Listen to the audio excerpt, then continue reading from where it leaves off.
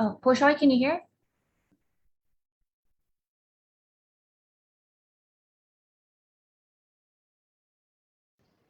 Yeah, hello, I hear Oh, my hey, name. hey. Sorry. Yes, no Is worries. this Yeah. Jenisata? So, Or sorry.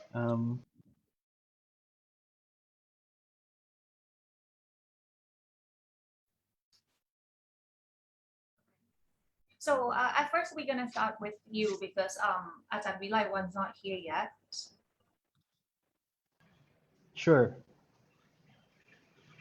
we can do that.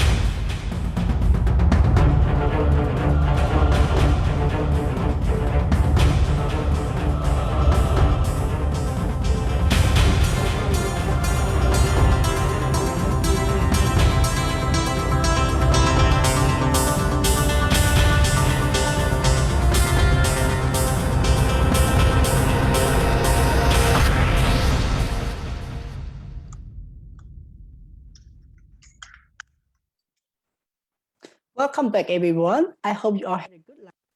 And to start the afternoon sessions, now we have a panel discussion on strategic lawsuit against public participation, SLAPP, on environmental journalists in Southeast Asia.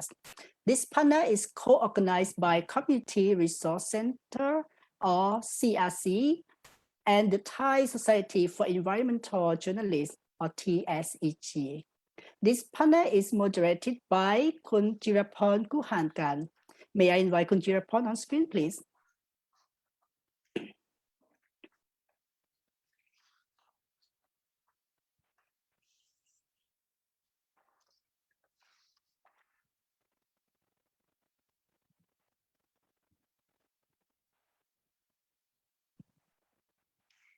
Good afternoon, Kun Jiraporn.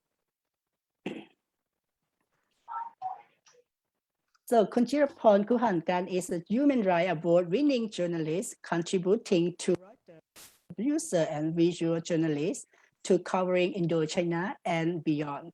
She was previously a video journalist for BBC Thai, photojournalist at the Bangkok Post newspaper, and news presenter at Thai TV TNN 24. Kun Jiraporn, the floor is yours. Yeah, thank you. Thank you very much, Jerry. So without wasting any more time, I'm just going to kickstart. So good afternoon, everyone, and greetings all the speakers and listeners at home. I'm Gwang Jiraporn Kuhakan. I'm a committee at Environmental Journalists Association Thailand and also a journalist for Reuters. I'll be your moderator for today. First of all, I'd like to welcome you all to a panel discussion on strategic lawsuit against public participation, or we call it in the short term as SLAPP, on environmental journalists in Southeast Asia. As you may already know what is SLAPP, but please allow me to clarify that a little bit more. So basically SLAPP is the use of illegal tactic against journalists, whether they're professional or citizen journalists. Also sometimes it being used against human rights defender or some sort of opponents to silence, intimidate, or censor criticism of public interest issues. SLAPP are used to silence and harass critics by forcing them to spend money to defend the base of suits. SLAPP follows, they don't go to court to seek justice, but rather draining out the target's financial resources.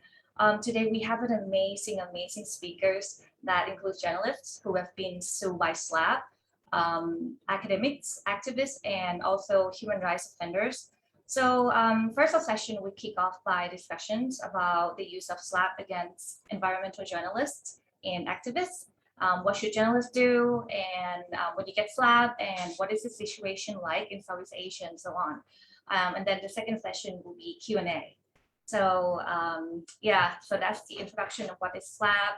I would like to invite our first guest. I would like to invite Mr. Pochoy Labog from Business and Human Rights Resource Center.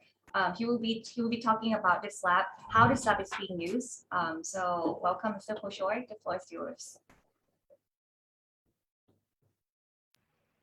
Thank you very much for having me, Jiraporn, for this, also for your warm welcome.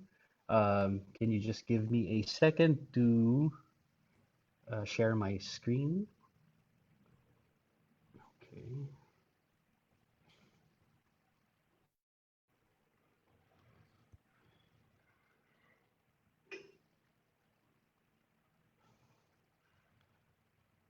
Okay, can you see my presentation?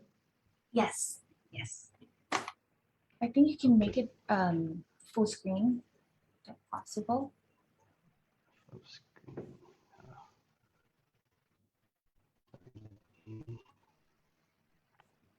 Yes. Okay, that's How's that? perfect. Yeah, that's Okay. perfect. Okay. So I'm here to discuss uh so yeah, so I guess I'm the first speaker, so I'll discuss sort of the foundational concepts and basics about SLAPPs and how it relates to journalists as human rights defenders. So just a quick introduction of myself. I'm from the Business and Human Rights Resource Center, which is an organization that tracks business-linked human rights violations.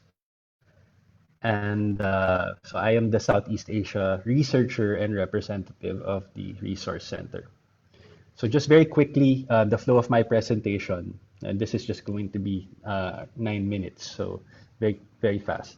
I'll be discussing SLAPPs in Southeast Asia, the general situation, SLAPPs and the legal environment in Southeast Asia. And I'll talk about a few cases, including cases against journalists, which are surprisingly very few. And this is based on our SLAPP briefer in Southeast Asia. And then I'll talk about recommendations, but this might be for later after the Q&A. Okay, so let's review what are SLAPPs or strategic lawsuits against public participation. So in 2019, the Resource Center, my organization, recorded around 290 plus instances of judicial harassment around the world. So in 2015, it was just 86 cases that were recorded by my organization. And in Southeast Asia, so there's a steady rise of these cases, and it's actually second to Central America in terms of number of cases recorded. So what is a SLAPP? What we found is that it may be civil, criminal, or administrative. So it's a lawsuit, and it can be one of these three characteristics, and it is filed against a human rights defender exercising his or her freedom of expression, association, or peaceful assembly to speak about or act on matters related to business operations. So these are filed essentially to stifle the speech or the advocacy of a human rights defender. And then third, it has the intention of silencing, yeah, as I mentioned, and intimidating from engaging in the criticism or opposition, or what we call public participation. And this year we actually had a judicial dialogue on SLAPPs, and where we invited key actors from different parts of Southeast Asia on the justice system. So we had prosecutors, lawyers, justices, and what came out really, SLAPPs is all about an abuse of the imbalance of powers. So here we have a state or a business, very powerful, uh, in and the medium to silence is the legal system, the judicial system, um, and the victim is someone that is less powerful. And journalists are included in this category of human rights defenders. And then another one is characteristic is with SLAPPs from a public issue, speaking out against, say, environmental degradation, a public issue. With SLAPPs, it becomes a private matter. It becomes, a defamation case, a libel case. So that's typically the characteristic of a SLAPP. So what are the tactics against HRDs? So SLAPPs usually are combined civil or criminal lawsuits. So in the past, they were either civil or criminal. But now we see simultaneous cases being filed. And this exhausts the resources of human rights defenders. Um, Another tactic is asserting exorbitant claims for damages. Um, so the damages are quite large as being claimed against human rights defenders. Also, SLAPP cases, the companies or governments, they use anti-communist or anti-terrorist laws against human rights defenders. And this is typically called red tagging or red baiting. And we also see that attorneys, lawyers are also being sued now, not just human rights defenders. So lawyers become human rights defenders, those that are supporting human rights defenders. Expert witnesses, also NGO workers. And we also found that, sorry about the typo, the one of the findings also that SLAPs target women human rights defenders. So we found that the 63 out of the 249 human rights defenders in Southeast Asia are women. So why are SLAPs effective against human rights defenders? Well, mainly because SLAPs are because there are no clear legal frameworks against slaps or that prevents slaps from happening. And second, slaps are you know especially consequential when litigation support is scarce or absent, or when there's no financial legal aid. As I said, this is really a case of power imbalance where a corporation would sue someone that is less powerful, a journalist, let's say. And of course, this entails financial resources to maintain the defense of the suit. And we see actually, even with civil society, there's not much funding on litigation. Um, and even when funding exists, when funding to help human rights defenders exist, the lifetime of this funding is usually just 1 to 3 years. And we know that in Southeast Asia, the litigation is long. Sometimes it goes up to 10 years. And compared to a company has unlimited resources because, again, the power imbalance. So let's go on to the legal environment in Southeast Asia. What does it look like? In Southeast Asia, of course, international legal frameworks are recognized, and these are the UDHR, the ICCPR, various international covenants and conventions. They protect the right to freedom of expression, association, and peaceful assembly. In the Philippines is actually the only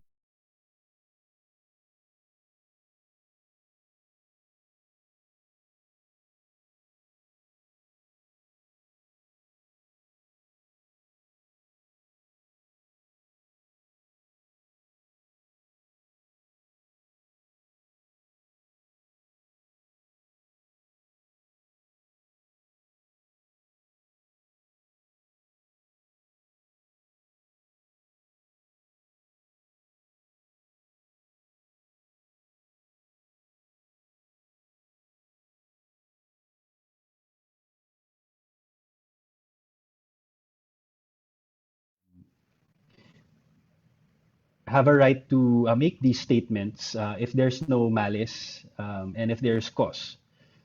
And the court also recognized that activists have contributed much to the general well-being of society, and the values of transparency and accountability are better served when they are allowed to make statements against companies' operations, and that these statements are true. Um, I think I only have a few more minutes. I'm sorry. Just Well, Pochoy, flag if you have a little. Well, actually, you have a bit more time. because Okay. All right. yeah, we have a technical problem. Yeah, our system is down at the moment. Yeah, so our live All right. just stopped. Yeah, so we're trying to reconnect. So we might have to ask you Okay. to go back to your first few slides, just Sure, repeating a sure. little. Yeah, I'm Yeah. so sorry about that. It's It's okay. It's yeah, it's okay. the Just let me know where. electricity just went down and the whole life just got shut Okay. down. Yeah, yeah. This sort of problem Okay. with There's our no countries. no problem. I'm not surprised. Yeah. Yeah. Okay. So I think AI is back up. So I think we should just go back to the first few slides that you had mentioned, and we can continue. Good. Yeah, sorry about that. Do you know where the I think it got electricity? cut after you mentioned about the litigation is continue for like 10 years. Okay. Yeah, that's where it got cut.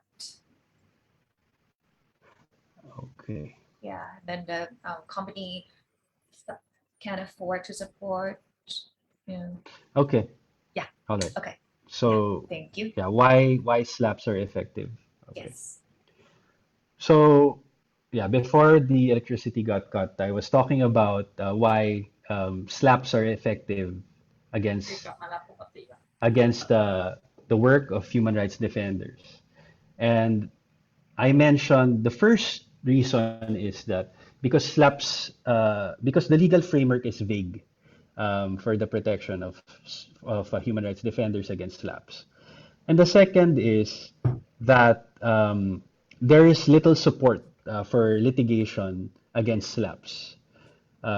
So I mentioned that slap suits cost time and money, especially when human rights defenders face not just one but several suits, and there's not a lot of support for defending these cases, and civil society organizations do provide support, but when these funds exist, the lifetime depends on the lifetime of the project. So the support is usually just 1 to 3 years.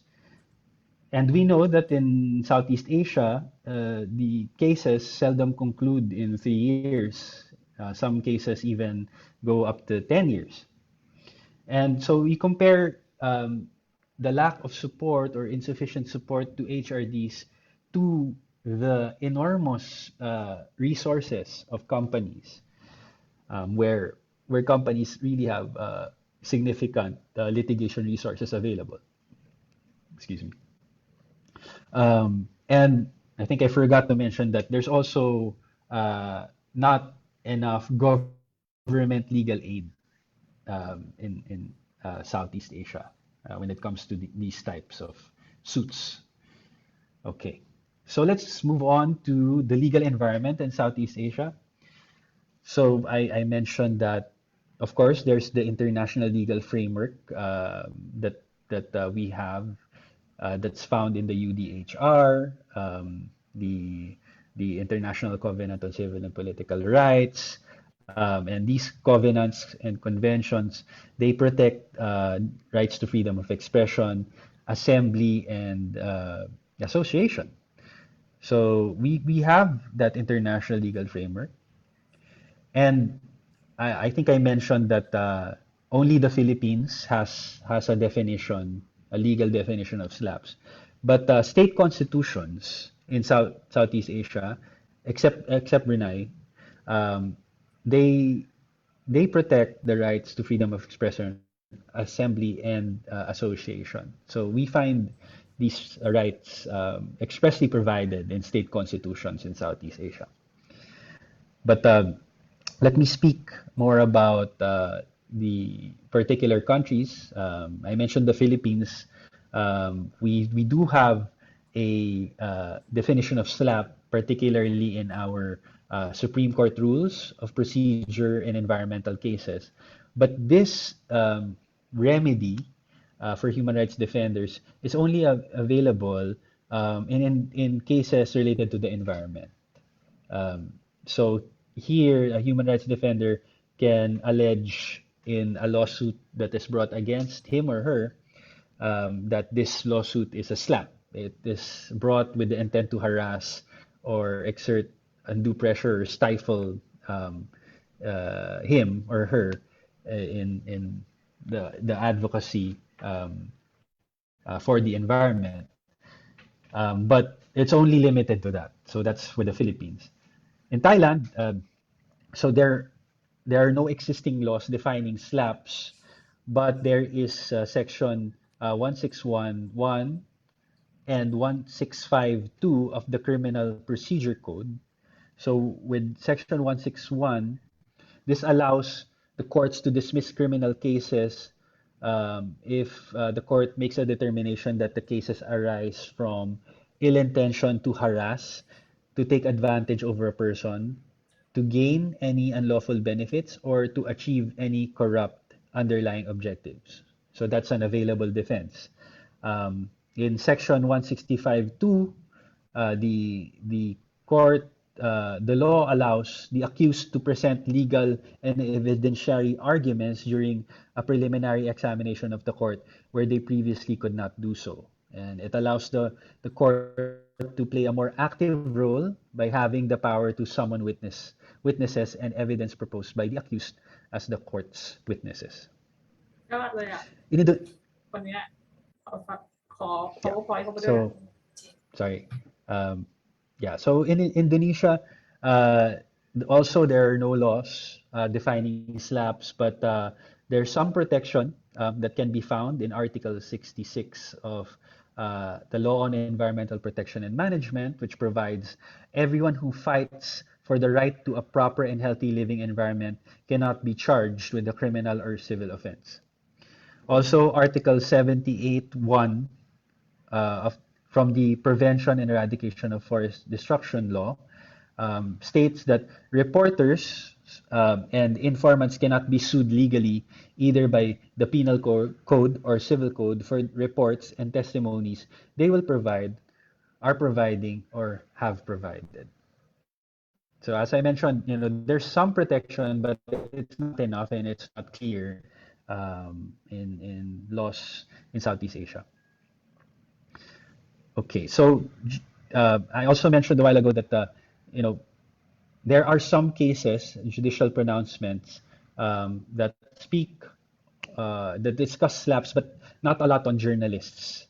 So let me discuss a few of these cases.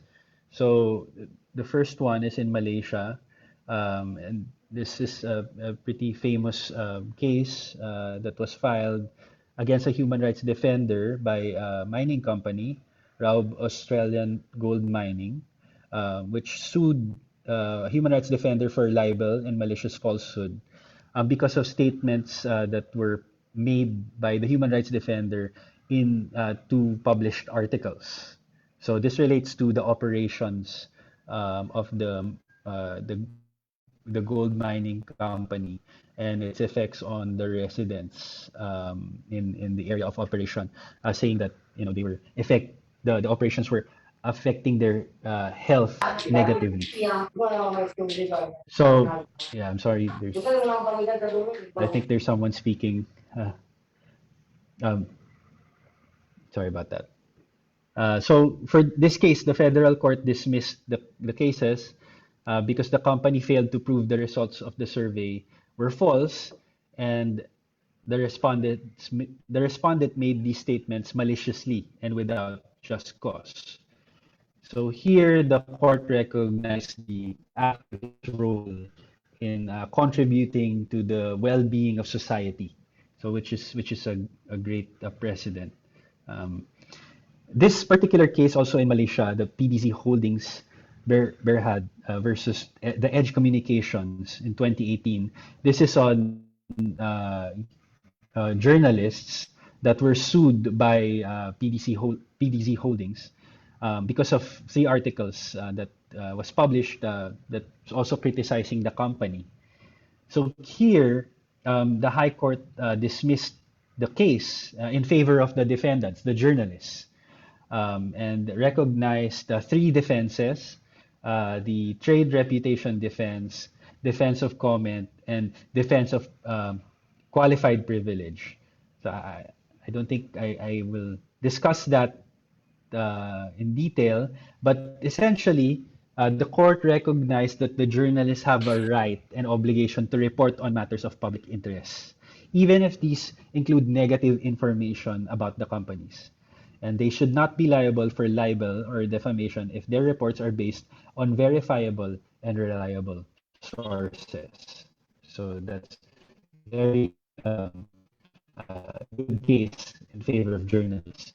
The last case I'll discuss is the case in Thailand, the Tukum case, which was in 2015, which was a case that was filed against a community-based group, the KRBKG, filed against them by a corporation, where they actively protested the operations of the corporation. And here again, the court recognized the right to protest against prejudicial company operations is part of the right to assert the need to protect the environment and community resources. So also a very good case for human rights defenders.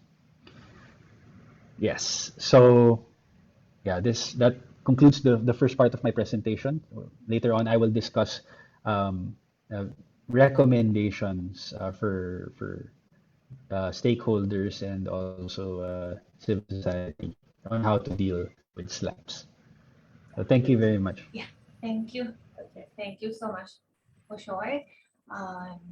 Yeah, so now we know what the situation is like in Southeast Asia.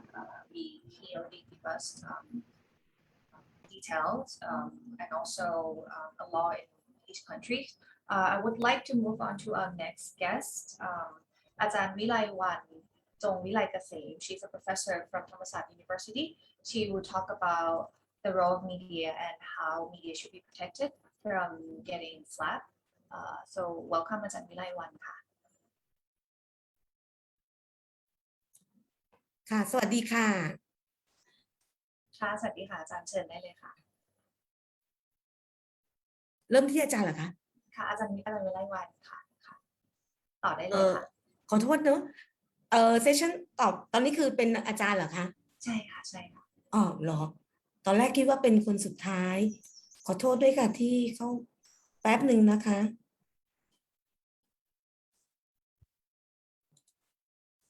เดี๋ยวขอแป๊บหนึ่งจะแชร์สไลด์แป๊บหนึ่งค่ะ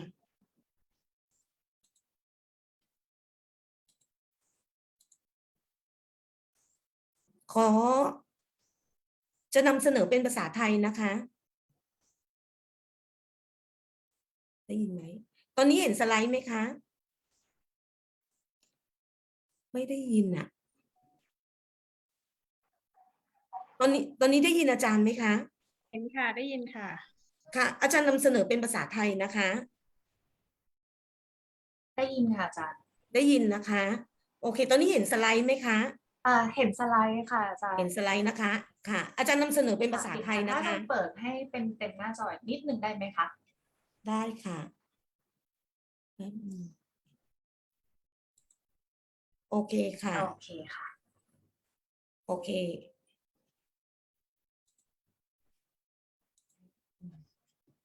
ตอนแรกอาจารย์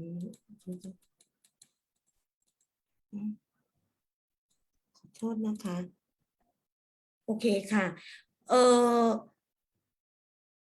จากโจทย์ที่ให้มานะคะที่ว่าจะว่าด้วยเรื่องของบทบาทสื่อค่ะวันนี้ค่ะอาจารย์เลยตั้งหัวข้อนะคะหัวข้อในที่นี้เนี่ยอาจารย์เลยใช้คำว่านะคะ Media Today ค่ะเหตุผลว่าทำไมถึงใช้คำว่า Media Today นะคะเนื่องจากว่าณวันนี้เนี่ยโอเคค่ะทำไมถึงใช้คำว่า Media Today นะคะเนื่องจากวันนี้เนี่ยความเป็นสื่อนะคะเปลี่ยนแปลงไปเยอะมากนะคะเราจะได้ยินคำว่าความเป็นสื่ออาชีพนะคะหรือคำว่า professional journalist ค่ะแต่ขณะเดียวกันค่ะเราก็มีข้อถกเถียงณวันนี้โดยเฉพาะในประเทศไทยเกี่ยวกับความเป็น citizen นะคะ journalist หรือ citizen reporter ค่ะซึ่งในจุดนี้ค่ะเลยเป็นที่มาของคำว่าวันนี้เราจะมาคุยกันเรื่องของคำว่า media today ค่ะ ขอเริ่มต้นค่ะด้วยภาพนี้นะคะ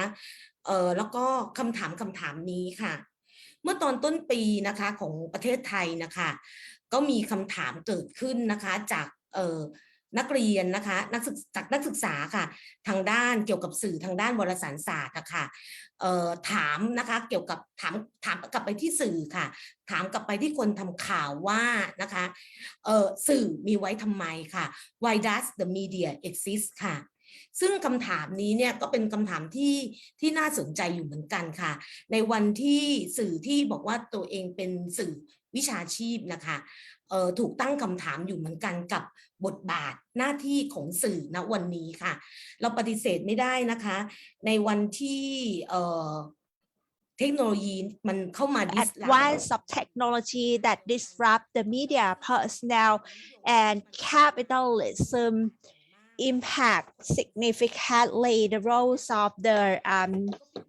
the journalists. The role of the journalists have changed significantly in terms of credibility, in terms of the role of the media and the society's questioning of the role of the media.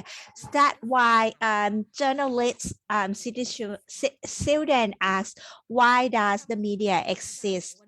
Let's go back to the more relevant topic to the discussion, the role of the media in the society. Today, we actually have heard the role of the media as the watchdog, the term media as the watchdog, and also the role of the media as agenda setters, or the media as a social change and movement agent. This day, when there are a lot of disruptive technology driving technology and societal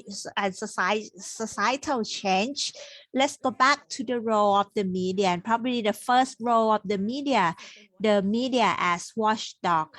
It seems that these are the basic roles and basic concepts for the media, that they have to be the watchdog in terms of the media's capacities and role to monitor the government's operation, which is one of the basic roles of the media in a democratic society. However, the role of the media, of the watchdog this day, I have been doing the research.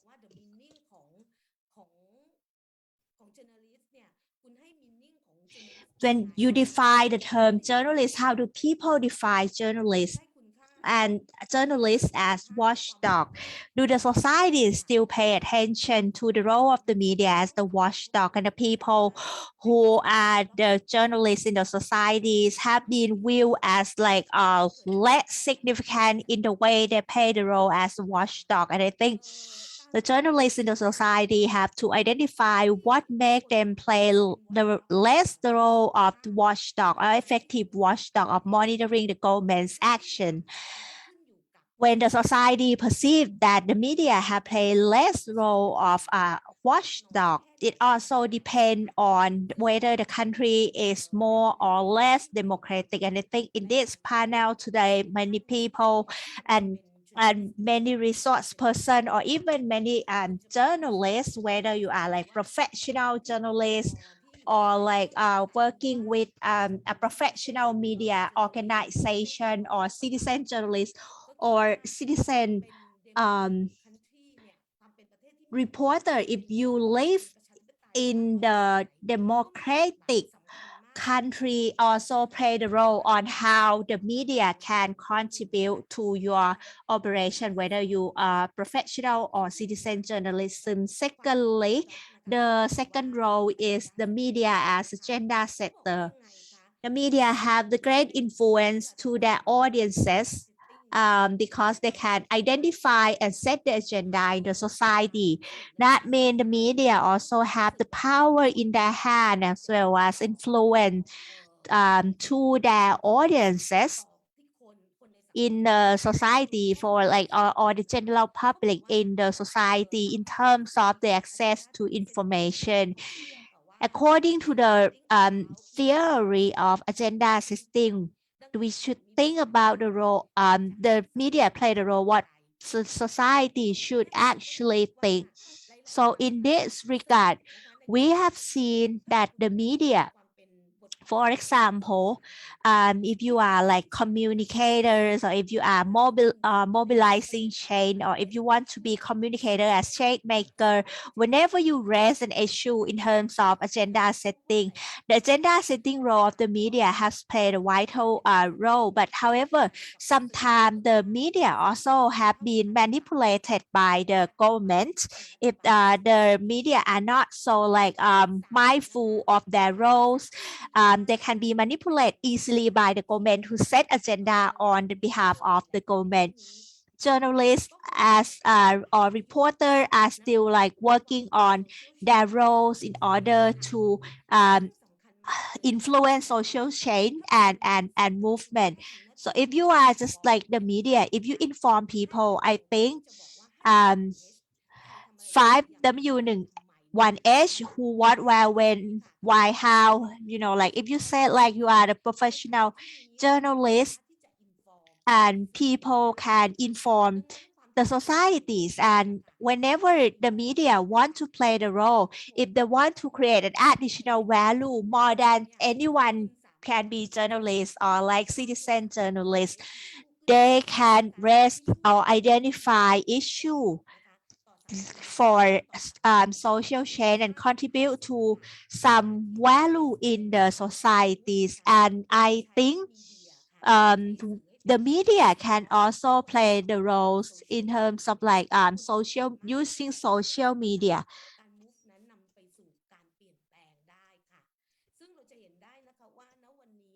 And media can be change agent.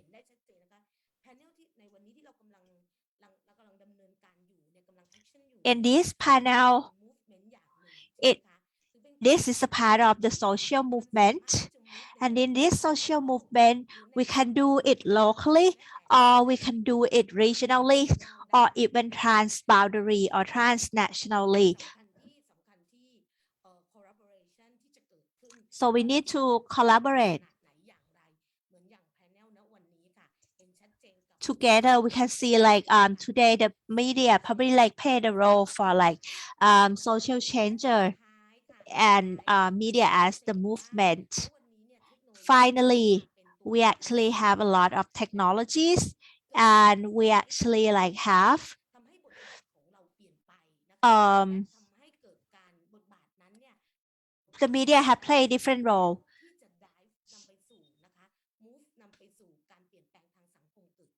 For using technologies and social change topic or thematic agenda in order to mobilize the social change. So whether the role of the media is just like agenda setting, social change and movement, or technology and social change, the media have been affected by technology, and having these technologies mean the new technology and the power of technology have transformed the communication to from just like professional journalism to citizen journalism. I think like in the Philippines, in Indonesia, as well as other countries in the region, do we have professional journalism, or whether the professional journalism have been disrupted by citizen journalism, or whether the citizen journalism can be used to support and empower the work of professional journalists, and how citizen journalists can complement the role of professional journalists. Citizen journalists can also complement the role of professional journalists. It can be both problematic, or it can actually like raise this issue to the state in terms of the qualification and the definition of citizen journalists. The government often time in Thailand try to manage citizen journalists, and also try to manage and manipulate and regulate them. Technology enables social change and also enable the change of the role of the media. With the power of technology, the technology can transform communication channels. Many times, this contribute the important factor because from the mainstream media or traditional media, we have like printed media, radio, television, newspaper, etc. And these media are like under the media industry. These channels are under capitalism and the media industry. So the birth of traditional media, which is closely controlled and governed by capitalism, reduce the role of professional journalism to a certain restriction and limitation under the media industry and under capitalism, because of course the media is also the business, and the media business will be regulated by the state using various means, for example sponsorship. And how can technology actually like change this landscape? Technology enable digital and social media platform which can be used for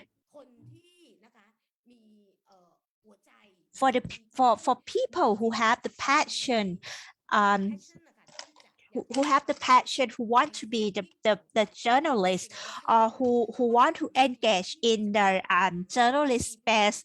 They can have the media platform in order to broadcast the news, the information in which the mainstream media or professional journalists cannot broadcast or cannot actually like discuss this issue. Currently in Thailand, when there are protests in Dindang area, we have seen that there are many news or many facts which are visual that have been invisible in the traditional or professional media space. However, we can see this in the citizen journalism spaces. มันก็จะเข้ามานะคะเทคโนโลยีเนี่ยที่มันเข้ามาเนี่ยก่อให้เกิด citizen journalism เนี่ย So with this technology that helps citizen journalists, it can also complement the work of professional journalists. ตรงนี้ค่ะถ้าเกิดเรามาดูนะคะว่าอ้าวแล้วนะคะ So ว่านะคะข้อถกเถียงเกี่ยวกับ citizen journalist เนี่ยค่ะอาจจะมีอยู่เยอะมากโดยเฉพาะในส่วนของรัฐนะคะที่มองว่าการทำงานของ the government want to control citizen journalists. มีผลดีกว่าค่ะมีผล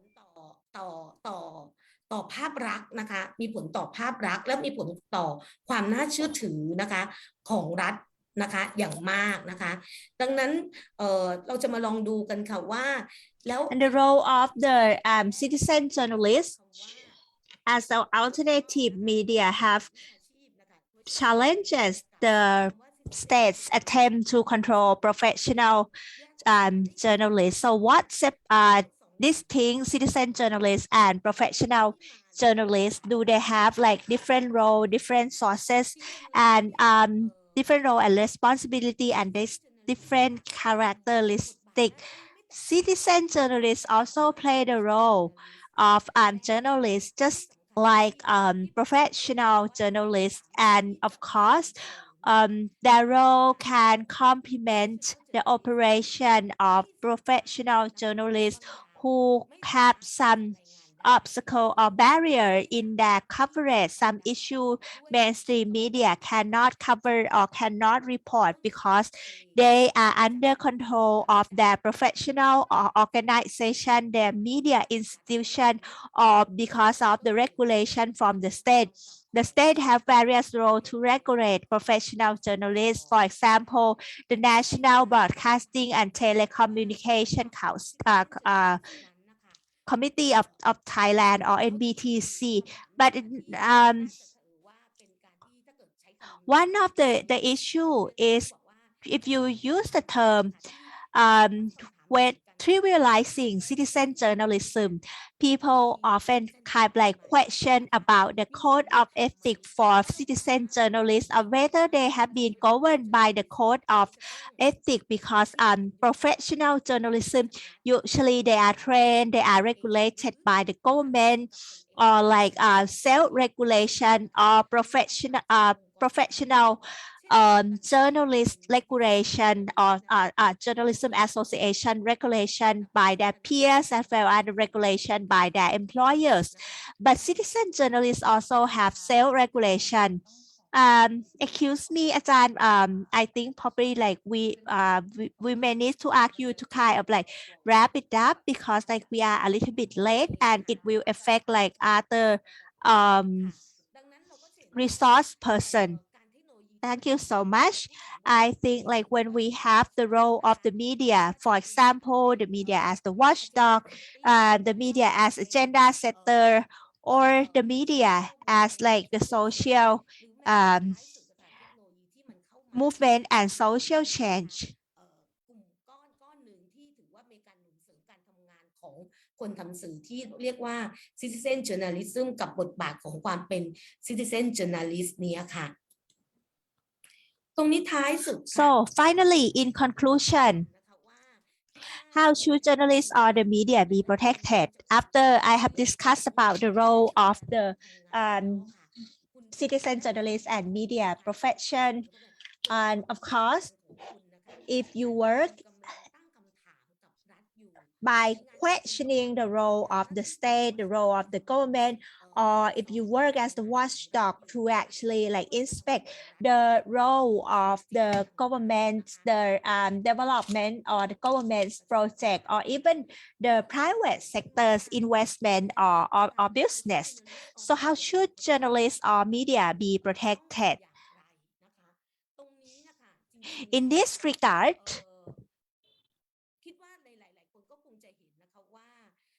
เวลาที่เรากำลังทำหน้าที่ตรวจสอบสื่ออยู่เนี่ยสื่อก็คงจะไม่ค่อยชอบใจเท่าไหร่เนอะ Of course, we have the media regulation. The media can be investigated. The media can be regulated, and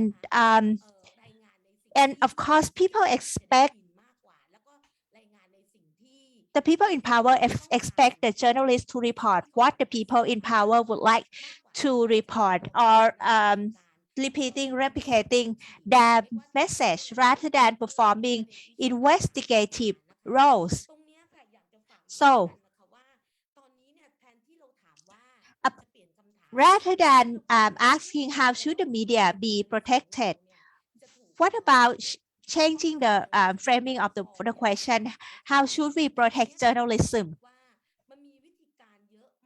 And there are many approaches to control the media. เมื่อเรานำเสนอสิ่งที่รัฐไม่ได้ต้องการที่จะให้สังคมรับรู้นะคะ The media can be controlled or regulated if the government use the law to control the media. For example, Media Control Act, or like using the emergency decree to control the media in order to prevent professional media and citizen reporter or even the people in the society to discuss certain issue. The Thai state at that time used the term creating panic in the societies.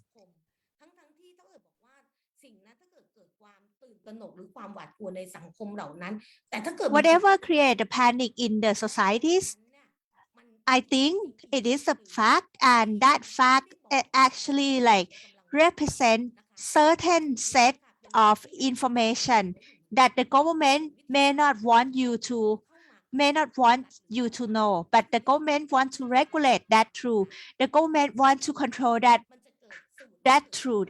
And of course, if we allow the media to be controlled or intimidated, whether they are professional or like citizen journalism, when they're trying to like present different fact or different opinion. However, there's a new trend in Thailand. It will be labeled as fake news if you present different fact or different opinion. The government will label you as fake news. So this is one of the issue that I would like to share with participants in this panel. Thank you so much.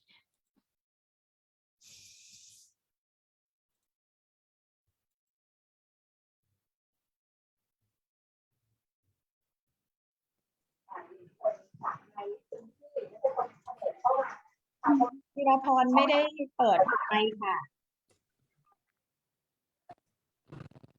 Can you hear me now?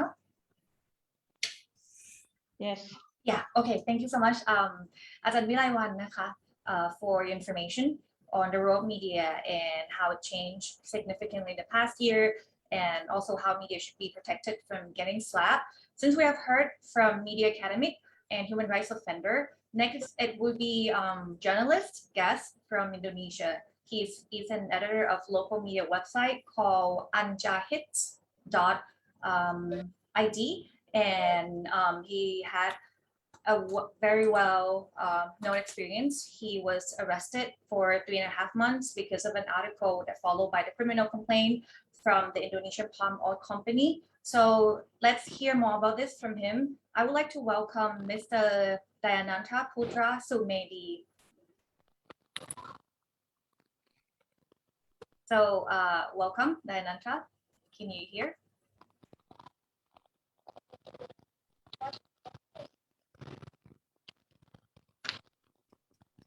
There might be a technical problem from Diananta end. I'm not sure if he can still hear me or not. If not, I'll give him a bit of time to fix that problem. So let me move on to our next guest, who's a Thai journalist, and he also gets SLAPP. So I would like to welcome Kun Pratch Rujivanarom. He was experienced journalist also, and there's also a SLAPP cases going on for him at the moment. So welcome, Kun Pratch. Hello, everyone. Let me introduce myself again. I am right now an assistant journalist at Bangkok Post, and I have been sued twice. For the first time, back when I was working at the Nation newspaper, maybe three years ago, and then another time when I working at Green News Agency. Both of the case, I have been sued by the Thai mining company that operate the tin mine in Myanmar. And the reason for my case is because I am reporting their operation in Myanmar that caused the environmental impact to the local villages. The evidence is quite clear. We can see that the river is damaged and the farmland of the community also destroyed. But as for the first case, the company said my report is not true. So we have a court fight. But finally, the first case is passed, and then another case. It showed that right now Thailand is not having a proper protection on the reporter working in Thailand or not. As for my case, I have been sued for Computer Crimes Act because they said I put on fake news into the internet. And another case is defamation, which the two often is commonly used against the journalists, both in Thailand, and many cases also suffer the same fate as me. My point is, as right now we live in the globalized world, and a lot of news issue is not only happen in one country. The bottom line is, when the reporter have to work elsewhere, they should be protected by the law, whether or not in their country. I have another case to share with you all. It happened after the collapse of Sapian Senamnoi Dam in Laos, and I went there to report about the damage that has been done by the dam collapse. And for that case, I am not being target of the lawsuit, but another kind of oppression against the reporter who working there. I have been tracked by the police, and luckily there is no case against me for that case. But it shows that the reporter is not working freely in Asian countries, and we should have the better protection for the journalists, whether in Thailand or not. Well, I am not a good นี้นะครับ คือผมอาจจะไม่ใช่คนที่พูดเก่งนะครับ แต่ว่าสำหรับต่อไปเนี่ยก็ขอจบการนำเสนอในช่วงนี้แต่เพียงเท่านี้นะครับ เดี๋ยวในช่วงต่อไปเนี่ยก็จะนำเสนอเรื่องของข้อเสนอแนะต่อไปขอบคุณครับ Thank you, Kun Pratch, for sharing your experience. Yeah, so well, you're saying that you're not a good speaker, but actually your experience speak volume. I think our guest is ready. Kun Diananta, if you can hear, I would like you to be the next guest, since we have heard from Media Academy, Human Rights, and one of the journalists. So we would like to hear from another journalist from Indonesia who he's an editor of the local media that I mentioned before, and he was arrested. So I'd like him to share his experience of what happened and go into detail what happened. So please welcome Diananta.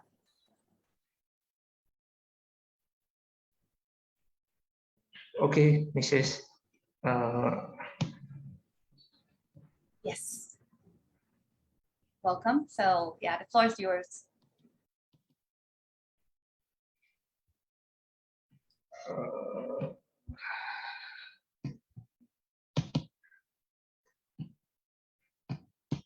Okay.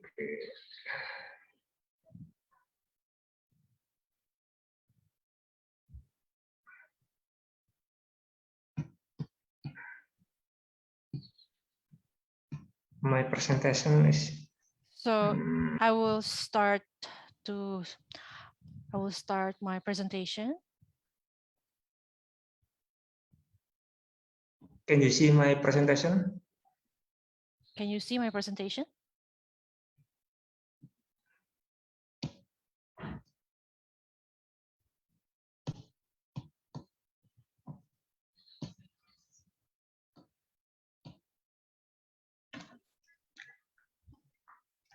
Apakah bisa melihat presentasi saya? Can you see my presentation? No, cannot see. No. Can you see my presentation? Or do you want me to share your presentation, Samantha? Do you want me to share your presentation, Samantha?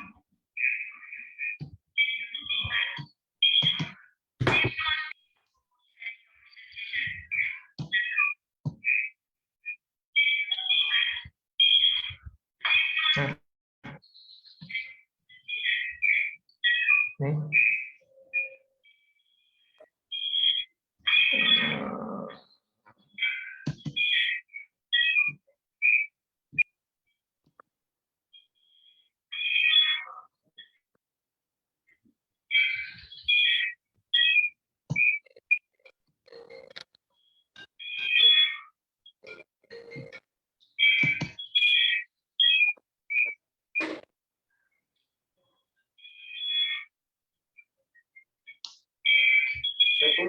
Pre? Oh. Merkulis.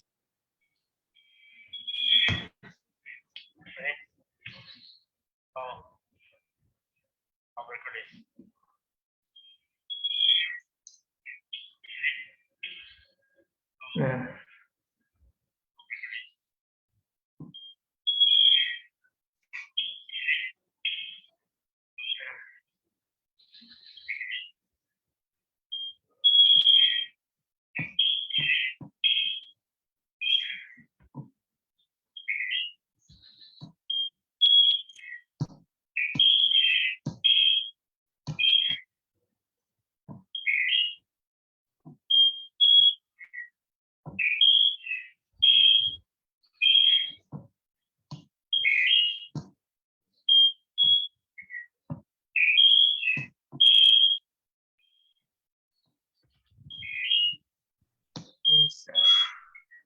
So since Diananta are having problem with his slide.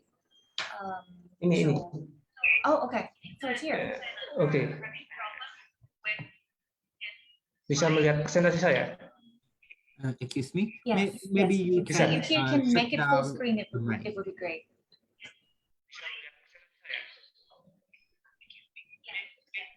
Oke. Oke. Saya akan menjelaskan terkait untuk waktu presentasi berapa menit? How long is the presentation?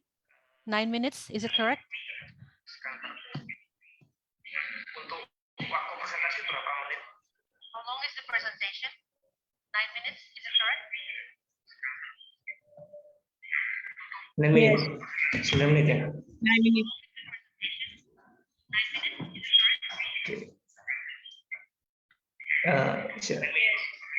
Jadi saya Diananta akan mempresentasikan secara umum dulu ya, secara umum terkait I will perlindungan share a presentation in SLAPP general regarding the untuk jurnalis dan anti-SLAPP aktivis di protection Indonesia. for journalists and activists in Indonesia.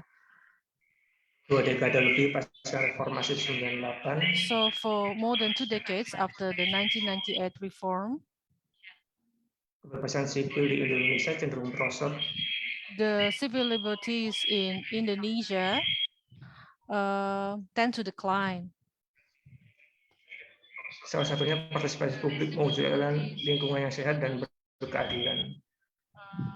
One of them is the criminalization of public participation to create a healthy and equitable environment. One of them is the criminalization of public participation. Partisipasi publik di Indonesia sebenarnya sudah dijamin di dalam Undang-Undang Dasar 1945. In fact, public participation has actually been guaranteed in Article Seperti pasal 28, Article 28C,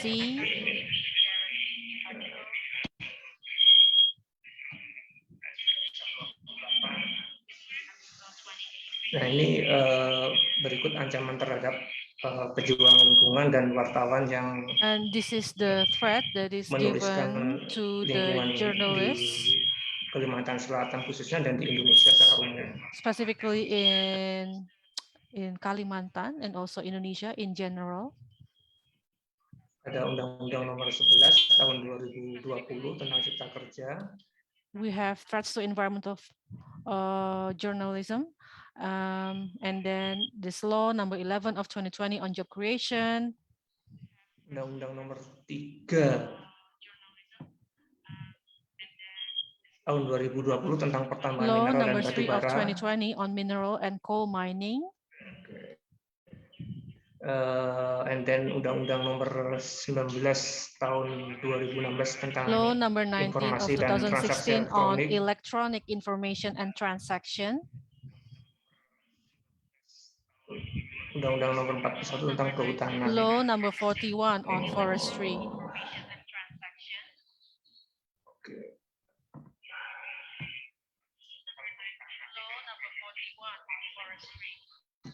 Ada 4 contoh kasus pemidanaan partisipasi publik ya di sini. We have 4 criminal Saya sendiri, cases.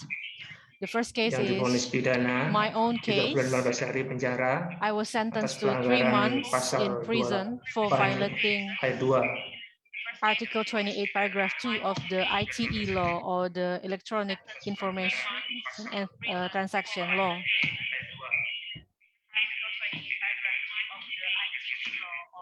Kemudian Trisno Susilo, Sekretaris Aliansi Masyarakat Adat And Nusantara, then to Trisno Susilo, former Secretary of the Indigenous People Alliance of the Tanbu Archipelago, divonis 4 tahun penjara atas was pelanggaran sentenced pasal to 4 50 years in prison for violating Article 50, paragraph 3, huruf A Undang-Undang Kehutanan. letter A of the Forestry Law. I'm sorry, Diananta. Yes. I think you turn on the audio in the background, so that's why it's a bit echoey. Is it possible to turn the volume down or turn off the speaker in your background? Is that possible? My case or I think it's General. one of your speaker. Do you have other laptop that you turn on? Oh yeah. Oh no, it's still there.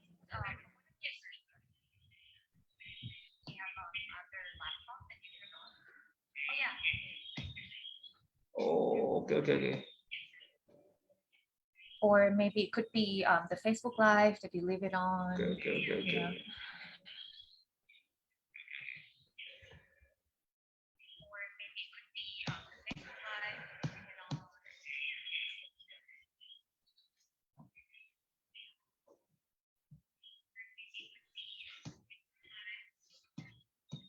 So was it off?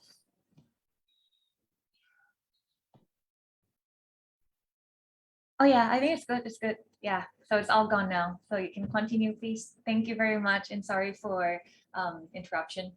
So sorry. Please continue.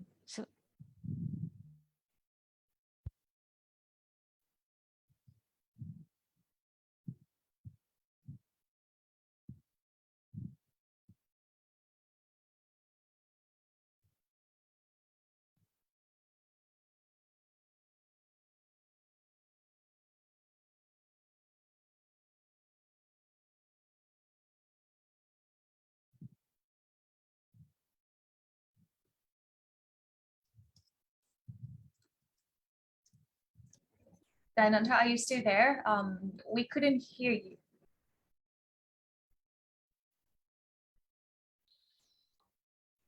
Diananta, are you still there? We couldn't hear you. Terdengar. Okay, Sekarang. we can hear you now. Please continue. Thank you very much. Oke. 2 wartawan di Palangkaraya.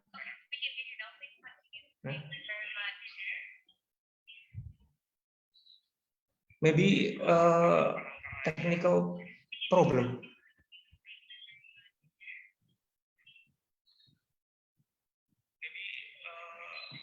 Yes, okay. I think we can continue.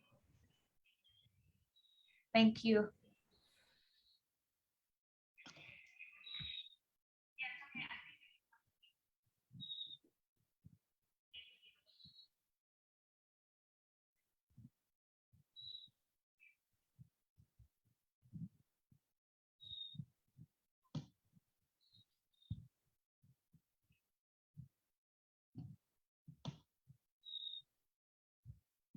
Saya melanjutkan ke slide 4 ya.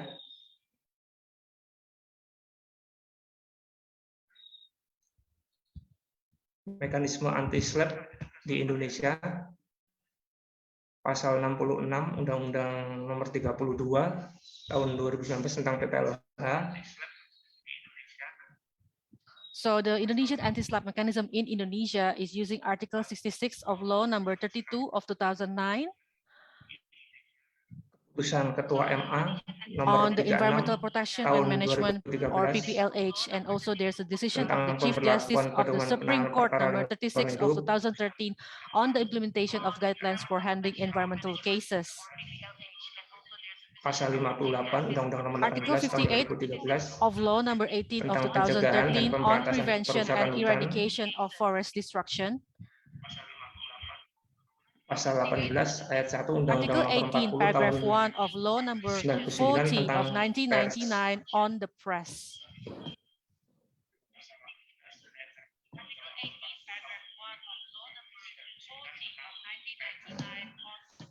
penguatan dari sekian kasus perlu ada penguatan From kebijakan the case perspective, we need to strengthen anti-SLAPP. the anti-SLAPP policy.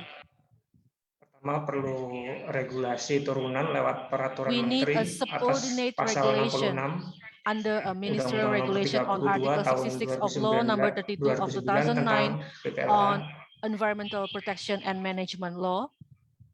Perlu pedoman teknis bagi polisi dan Technical guidelines are kejaksaan needed for the terkait police and anti-SLAPP prosecutors regarding anti-SLAPP. dalam Undang-Undang ITE, In the ITE law Kepala or the Polri Electronic Information and Transaction, telah the National menerbitkan Police pedoman teknis perkara ITE.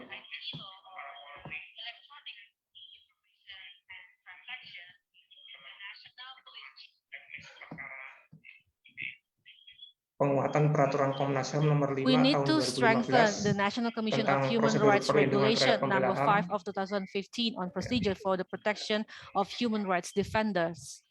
Jurnalis seharusnya yang konsisten So menulis isu journalists HAM who dan lingkungan consistently write on human patut rights menerima and perlindungan yang environmental sama. issues deserve the same protection. Komitmen pengimplementasian Commitment to Undang-Undang implementing law number 40 of 1999 tentang pers. on the press or journalism. Kemudian tentang kasus saya sendiri, And then as for my own case, saya dipidana 3 bulan I 15 hari was sentenced for 3 months and 12 days akibat menulis konflik lahan di Kabupaten regarding Kota Baru land conflict in Kota Baru area. antara PT It was Jolin Agro between Raya PT Agro Raya dan masyarakat and the setempat. community or the local community, Masyarakat ada di the komunitas indigenous adat people, Dayak Batu Lasso. the Batu Lasso Dayak people. Kasusnya sebenarnya sudah selesai di Dewan Actually, Pers. the case was settled in the press board.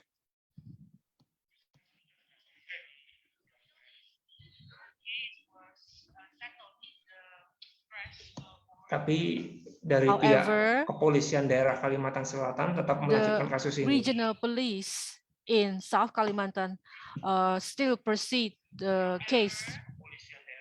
So they did not accept the conclusion of the press council.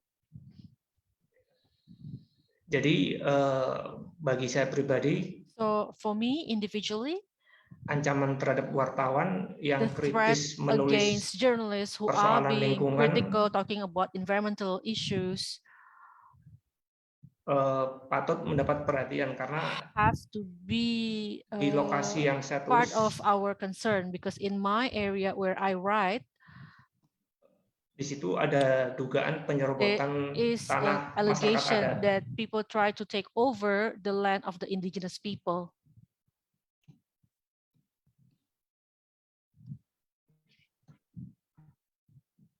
Kemudian ada beberapa dampak buruk And then dari there are several pembedaan bad saya pribadi, impacts. di To mana me saya personally, menderita kerugian secara ekonomi I akibat have biaya jasa pengacara economical damages or financial losses dan operasional selama kasus berjalan due to attorney fees, operational dan funds biaya during the lain yang case, tidak and terduga. other unexpected costs. Pemidanaan ini bisa There's memicu ketakutan untuk criminalization that berpartisipasi may lagi trigger dalam kontroversial fear to continue participating in social control memperjuangkan and to hak fight masyarakat, for people's rights, khususnya kerja-kerja specifically wartawan. journalist works. Mungkin demikian dulu presentasi saya. That's all my Bisa presentation. dielaborasi lebih lanjut I tanya can jawab. have further elaboration during the Q&A session. Thank you. Yeah, thank you very much, Diananta.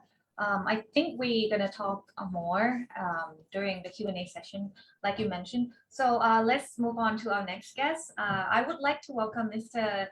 Edwin Ayo, a journalist from Gold Star Daily in Philippines. He's a well-experienced journalist from Philippines who has been reporting about environmental and received death threats from exposing illegal activities. So welcome, Mr. Edwin. Yes, ma'am. Good afternoon, everyone. Sorry. Actually, I have no. I'm not prepared for the what's that presentation because of the short time that I have received invitation then the questionnaires, but I what's that I'm share with per question. There were five question based on my experience. That's okay. Hello. Yes, please. Please go ahead. Yeah. Without a presentation is good enough. Yeah. Based on question number one, what the environmental case that he and she has worked. Actually, I have a very concern in the protection of our environment against any destruction, especially corals in the coastal area, destruction against destruction of forestal areas that are covering Mount Balatukan and Mount Sumagaya Range in Hingog City, province of Misamis Oriental in Mindanao, Philippines. The question number two, how she or he use role of journalist to support community and CSO on environmental cases. Yes, so, I actually I exposed several cases like exposed through newspaper or newspaper Mindanao Gold Star Daily, so that the appropriate action from the agency concerned will. But actually, I have a series of exposure, no, on massive illegal quarrying in the province. But the government agency concerned, especially the INR, have no action yet until now. That's my next week. The based on what's that? The next question is, what SLAPP that he, she, or his, and how he or she deal with SLAPP? For me,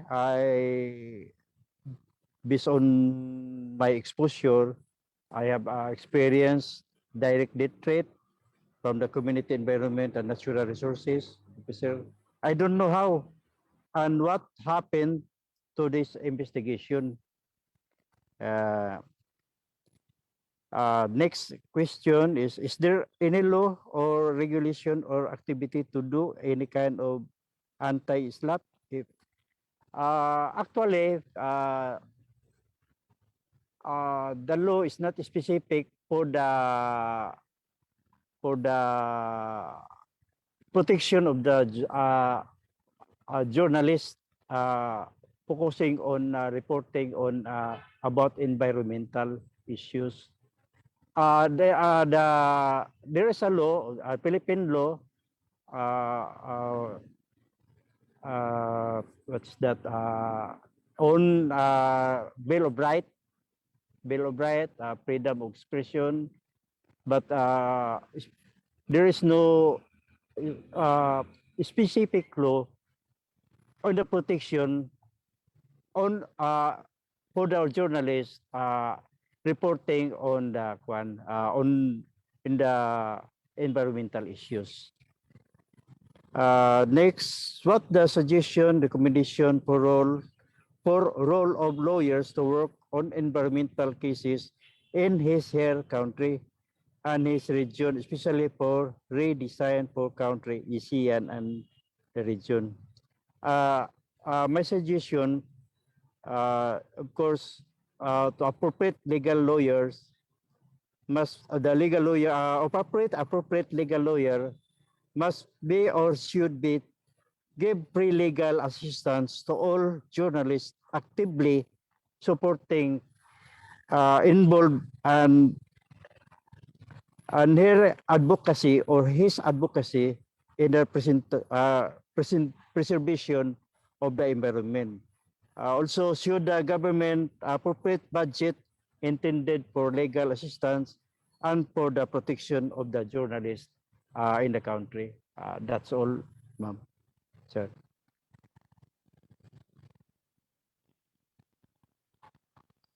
So that's all from Mr. Yes, Edwin ma'am. for now. Yes, ma'am. Yeah, I would like to move on to our next guest, Mr. Alejandro or Alex Davidson, the founder of Cambodian Conservation, that everyone know as Mother Nature. We have spoken before, and I know that three of the activists in your group were jailed for exposing government corruption and environmental abuse, which in Cambodia government basically, I mean, they deny that accusation. So yeah, I would like to invite Mr. Alejandro on the floor, please. Yes. Hello. Hello to everyone. Thank you. So I don't have a presentation. I'm going to use my voice and my experience as an environmental activist.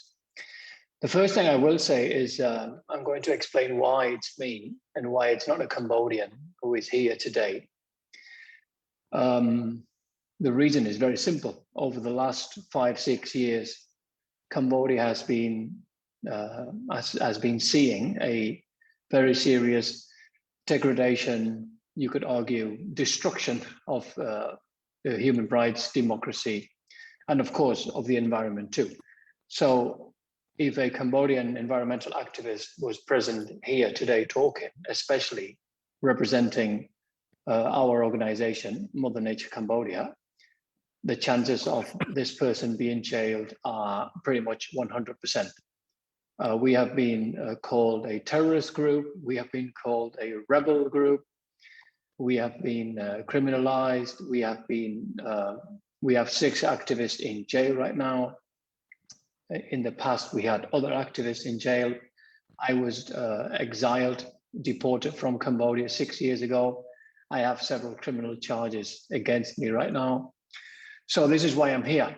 I hope that in the future, this is why it's me here. I hope that in the future, young Cambodian environmental activists can do this kind of talk. This is the first thing I will say. Second thing, we are not journalists. We are more like something in between activism. You could argue opposition party politicians. We also play a little bit of this role, and we also play a little bit of the role of journalists. And the reason why we have to play 3 roles, environmental activism, politics, and journalism, is because the Hun Sen regime has, as I said before, completely destroying democracy in Cambodia, and they are not allowing any kind of discussion in National Assembly or Parliament. They're not allowing journalists to do their job. They are trying to kill the truth. And of course, repressive regimes which want to kill the truth, the first thing they have to do is kill the messenger, meaning they have to repress media. So over the last few years, we've been acting as activists, but also journalists exposing environmental destruction and human rights abuses. And because there is no more opposition party in Cambodia, sometimes we have to play this role of almost like as we were members of parliament in Cambodia. That is the second thing I will say. One more thing is, out of the 6 activists from our group that are currently in jail, 3 of them were arrested last September, so 1 year ago, almost 13 months ago. And their crime, well, there was no crime, of course, but the Hun Sen regime, the dictatorship, sent them to jail after they said after they wanted to do a Facebook live show where one woman who was 22 years old wanted to walk for 2 kilometers to try and meet the Prime Minister, Hun Sen. Another girl who was 19, she just finished her birthday. She just celebrated her birthday. The other girl who was 19, she was going to film her. And then a male activist from his home, Ton Rotha, he's 29, he was going to be the coordinator of the live video event. We didn't even manage to start the event because the police came and arrested the 3 activists in 2 different locations. They issued arrest warrants for 3 people more, including myself, even though I was in Barcelona in Spain. And they confiscated equipment, money, phones, motorbikes, bicycles, everything you can think of, worth around $15,000 US, which of course is a lot of money for a small environmental group like Mother Nature Cambodia. And most of this equipment they stole, they took, is actually, they didn't confiscate it as evidence, they just stole it. You know, it's not nowhere to be seen in court documents. That's the 3 people who were jailed in September last year. And the 3 people who were jailed this last June, so around more than 3 months ago, they were filming sewage water being dumped into the Mekong River in the city of Phnom Penh, which is the capital of Cambodia. So after they were arrested, they were asked, they were coerced, the police tried to force them to implicate me and to implicate the CNRP, which is the opposition party. And basically, the 3 activists said, no, we didn't do anything wrong. We are not going to implicate anybody because we didn't do a crime. And as a result of this, they were jailed, and now they are facing 5 to 10 years in jail.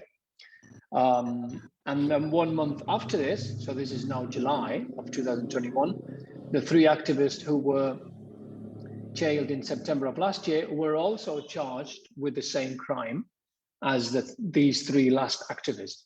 So the 3 activists who were jailed in September, we were hoping to see them return to their families in March and May of 2022. Now they might be in jail for the next 5 to 10 years.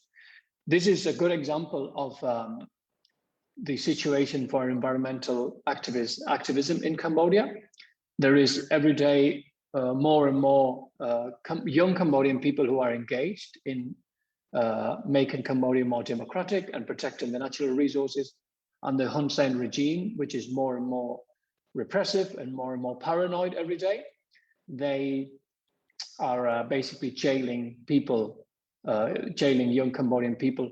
And one thing that is, for me, very concerning is that they don't even pretend to be respecting the law. They don't even pretend that Cambodia has rule of law. They send people to jail for wanting to walk alone in the street, or they send people to jail for filming sewage going into the Mekong River and accuse them of a very serious crime, which is plotting some kind of like armed rebellion against the government by filming a video and releasing it on Facebook.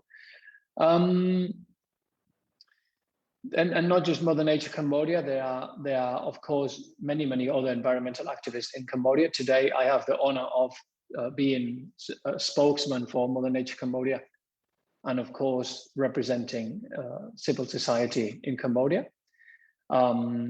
And they too face repression. You know, they get physically attacked when they are patrolling in the forest, or the government is not even allowing environmental activists to enter the forests anymore. They say you need permission to enter a public forest now. There's been cases, of course, in 2012 of a friend of mine, Chupati. He was murdered in his car while he was exposing environmental destruction.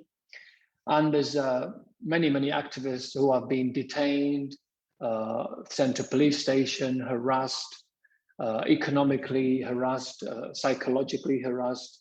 So the list, unfortunately, is endless and is getting bigger and bigger by the year. One more point I wanted to make is that there is a direct relationship with some of these environmental crimes between Cambodia, well, the Cambodian dictatorship, and the Southeast Asian countries. And I will give you 2 examples, which are quite popular, quite clear, easy to understand.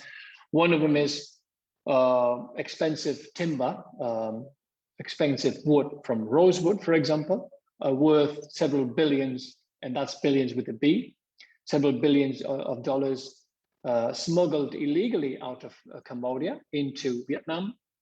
And I say illegally because Cambodian government stopped, they banned the export of timber out of Cambodia.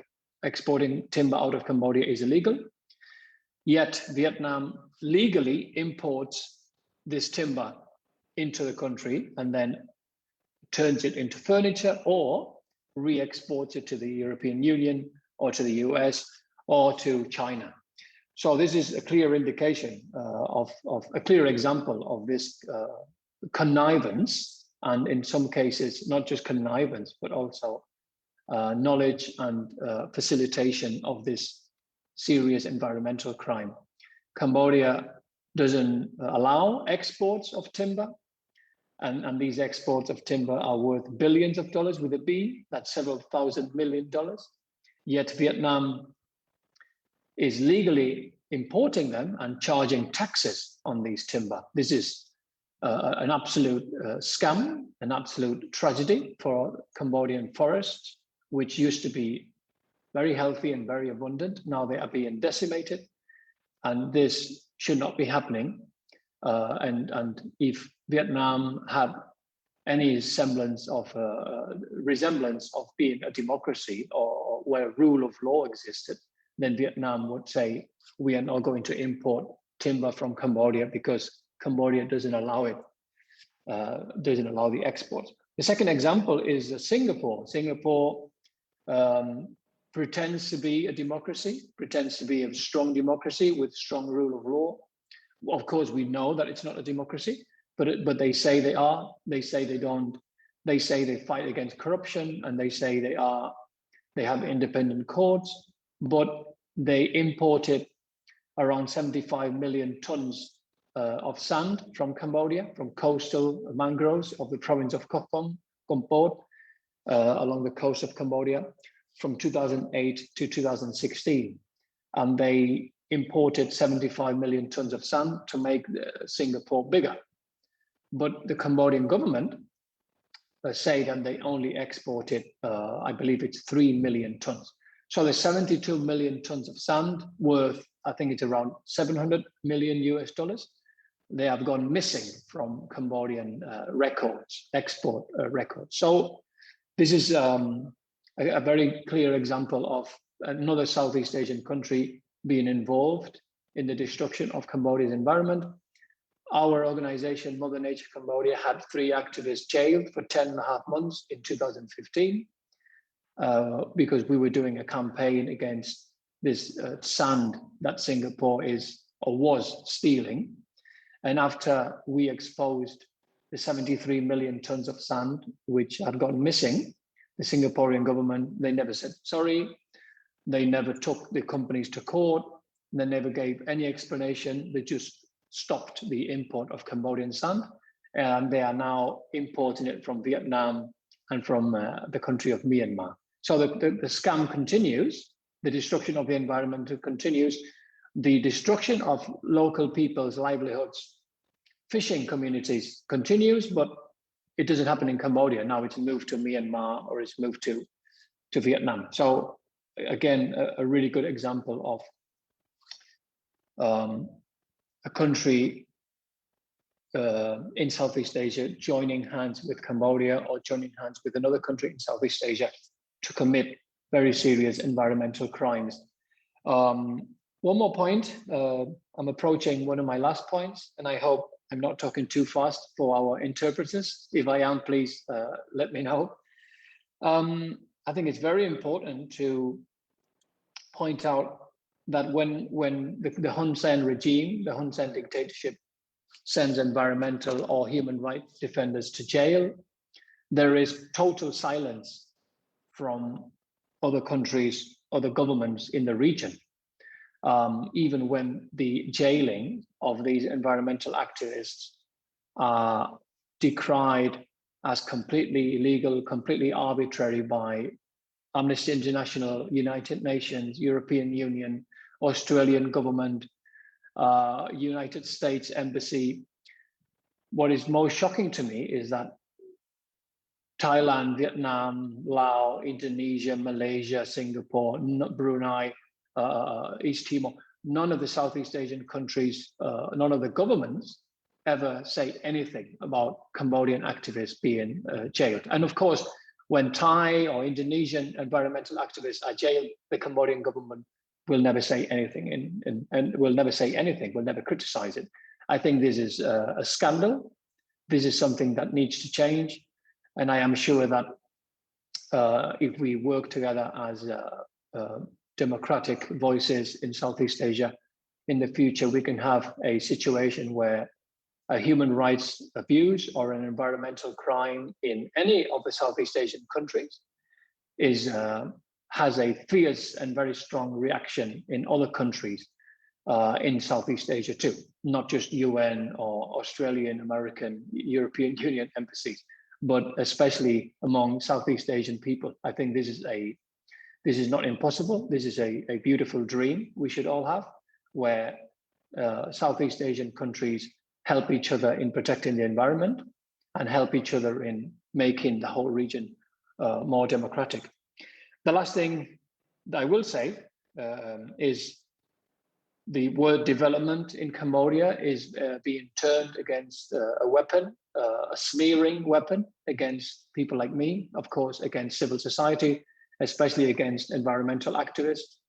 They say that we are against development. They say that we're stopping hydroelectric dams because we don't want Cambodia to have electricity. They say we don't want them to filling a lake because we don't want Cambodia to be rich. And this excuse, this facade, this lie that they are saying doesn't have much effect, but I think it's still important. Sorry, it doesn't have much efficiency, but I think it's still important to explain to everybody that we are not against development. What we are against is fake development, which destroys the environment and only makes a few people extremely rich and destroys the livelihoods of local communities. And we also, I think the COVID-19 economic crisis is a good example of, after 25 years of Cambodia developing, growing at 7, 8, 9% per year. Hun Sen used to call Cambodia the tiger of Southeast Asia, the tiger economy. In the last 18 months, 19 months since COVID-19 started, the economy is completely going downhill. The income of Cambodian people is now just over $1,000 per year. That's over $100 per month. So makes you want to think the last 25 years of development, where Cambodia has lost most of its forests, most of its lakes, and most of its environment. Well, the environment is being destroyed alarmingly. Most of the fish in the Mekong River, most of the fish in the Thammasat River is being, fish stocks are being decimated. It makes you want to think what has happened with, with all this money that the regime has taken from Cambodia.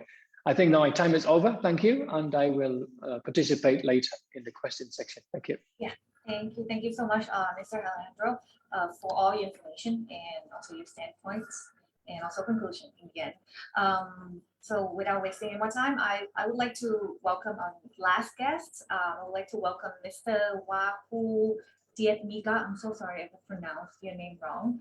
I'm trying. He's the CEO of Tempo Digital, and Tempo was sued by company in 2019, and he was facing so many challenges. So he would like to share his experience about that. So please welcome Mr. Wahyu. Thank you, Kun Jiraporn, for the opportunity. Good afternoon, everyone. It's an honor to be here and share some of our experience in Indonesia about being targeted for lawsuits and press complaint as the result of our publication, our reportings on environmental issues. I will share a slide to help better convey what I'm trying to share.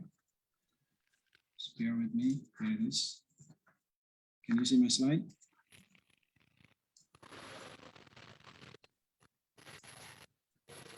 Okay. So the challenges for all journalists in the region, I think, has been explained very thoroughly by the previous speakers. And I think I can say that we share the same problem in Indonesia. My colleague, my friend Diananta Sumedi, is the direct victim of SLAPP strategies used by corporations to silence journalists. He has to spend 3.5 months of his life behind bars in Kalimantan because of his story, despite the fact that the Press Council of Indonesia already stated that his work is journalism in nature. So it's in Indonesia, you in theory you cannot criminalize a journalist because of the story. But despite of that, despite of the defense made by his lawyer, and despite of the Press Council support, the police and the court still punish him with that imprisonment. So I think that that shows how vulnerable the condition of journalists in Indonesia, as well as in the other country in the region, as we learned from all the panelists today. But I think, as Diananta also mentioned in his presentation, I think we have a very good momentum in this year, because last June there was this court decision in Sumatra, in Bangka Belitung, where 6 citizens were freed from a SLAPP lawsuit put forward by a company, and the court used the anti-SLAPP clause in our environmental protection law. And I think this is a very welcome development. It's something that we've been waiting to see the judge finally use this anti-SLAPP clause with all of its shortcomings, without, as I think the first speaker explained, that in Indonesia we don't have a clear definition of what is a SLAPP and who can be protected against it. But the judge's decision last June is a welcome development. I will try to share some of the experience of Tempo. So Tempo is a weekly magazine. We also have a daily newspapers and a free website, tempo.co. The magazine and the newspaper can be accessed digitally, and we have an English version for both the magazine and online website. In 2008, we published this story about tax evasion case level against ASEAN Agri palm oil company. It was derived from the testimony of this man, Vincentius Amin Sutanto, who used to work for this company. So he was thrown to jail because he tried to fraud the company. But because of this legal action against him, he retaliated and exposed a lot of tax planning conducted by the company. Because of this revelation, he was thrown to jail for 11 years, but he was then freed under the Justice Collaborator clause, and he has been instrumental in exposing this case and help us in publishing the story. But right after we published the story, we were sued for defamation by the company. The palm oil company has a large concession area in Sumatra and has been accused of land grabbing and a lot of conflict with local people in Sumatra. However, although we lost the case in the district court in 2008, a year later in July 2009, the appeal court decided to overturn the decision, and we won the case. And the defense was that being used was that all press complaint in Indonesia has to be lodged to the press council first before it can be processed further in the police as a criminal case, or directly processed in the court as a civil case. So the press councils will be the first venue to find solution for any press complaint based on Indonesian press law number 40 year 1999. So the court used this as the main argument to overturn the lawsuit, and that become a very historical decision because many cases in Indonesia later on use this precedent to defend the press freedom in Indonesia. However, after that year, 2009, as Diananta also explained in his presentation, we have seen many other cases where journalists being threatened, harassed, sued, or reported to the police because of their stories. And I think other than Diananta, there are 3 more journalists now facing charges for their stories. Not exclusively about environment. Some of them report on corruption by the local district heads or local politician, and then being reported to the police. I would like to share 3 examples of stories that we did after 2009 to just give you a sense of the threat or the response, the challenges journalists face in Indonesia for exposing or publishing stories on environmental crimes. And this is the first one. It's from Indonesia Leaks. It's a collaboration of 9 media outlets in Indonesia. It created a platform where citizens can send anonymous tips, anonymous documents or leaks. And one of the material that was sent to the Indonesia Leaks team was about this pulp company called Pulp Lestari. So there's documents that being sent allegedly about the differences in tax report for their pulp product that was exported to China. So they have an affiliated company in China. But the surprising finding was that the 2 products that's supposed to be from the same source and refer to the same shipment use 2 different export code or HS code, indicating different price and eventually different revenue report. And obviously that will lead to tax consequences of those transactions.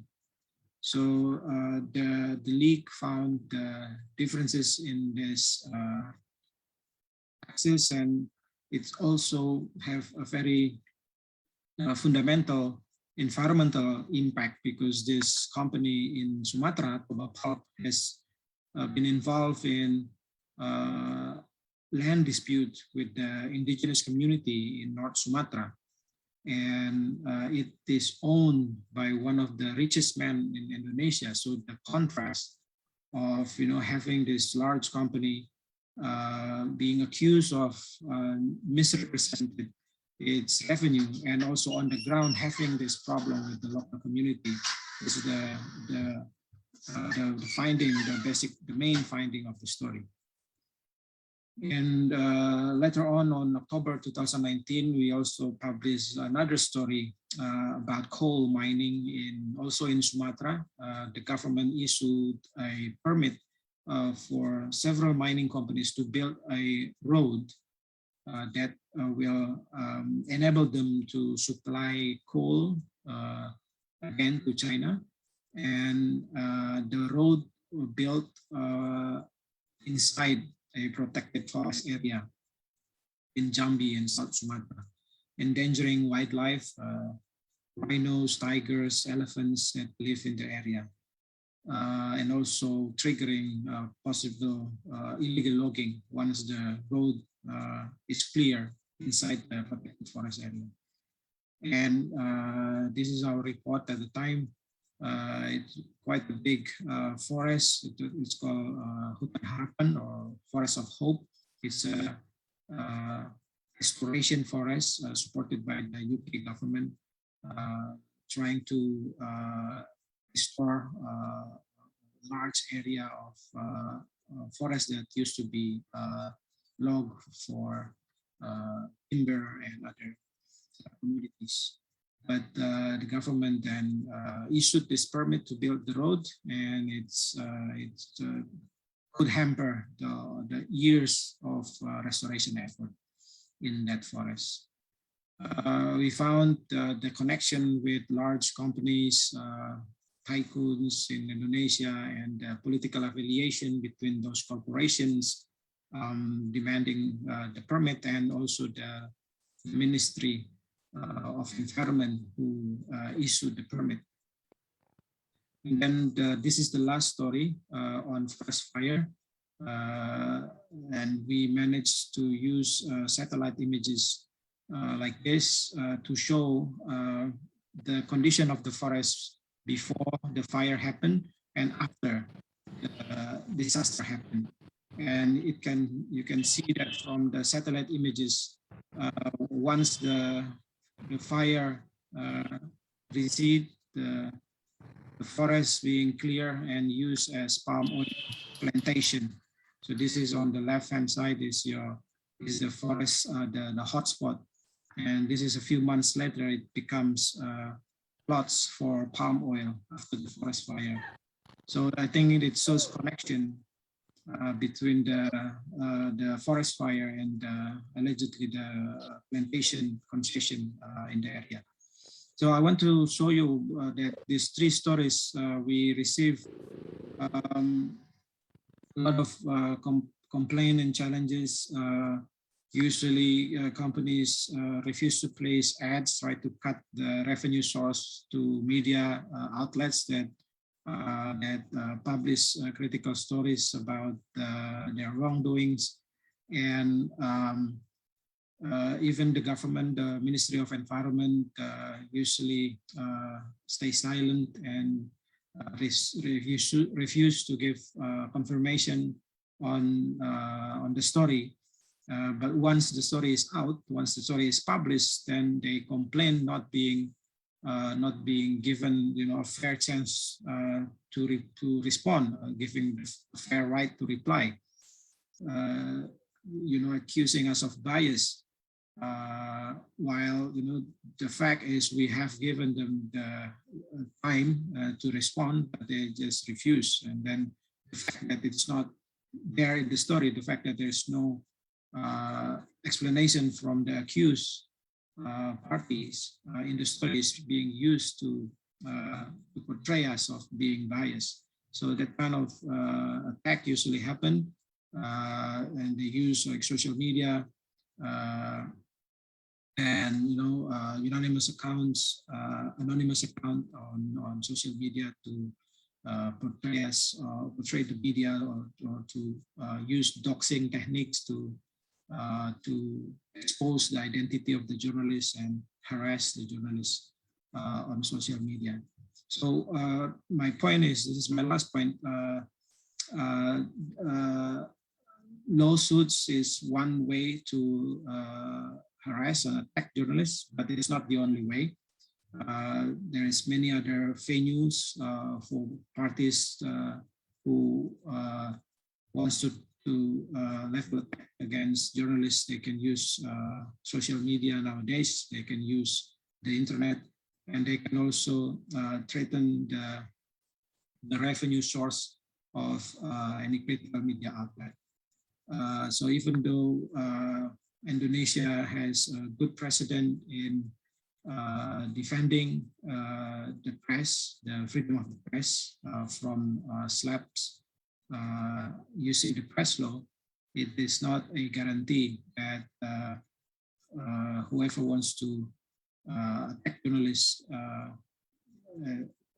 from doing it. So it cannot prevent from future attack using SLAPP as displayed as evident in Diananta case and other cases in Indonesia. I think that's all for now. I'm looking forward for the conversation afterwards. Thank you. Yeah, thank you so much, Wahyu, for your session. We are a bit running out of time, and some of our speakers have to leave early. So I'd like to invite the speaker, Pratch, to answer one of the questions from the listener and also wrap up his session before he goes. Pratch, so there's a question from your listener.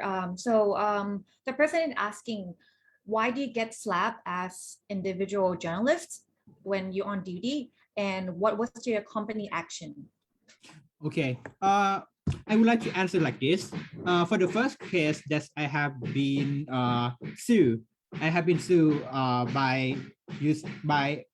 the company sue me. But at the time, I am with the Nation, which is a big media house, and they also have the legal team to support.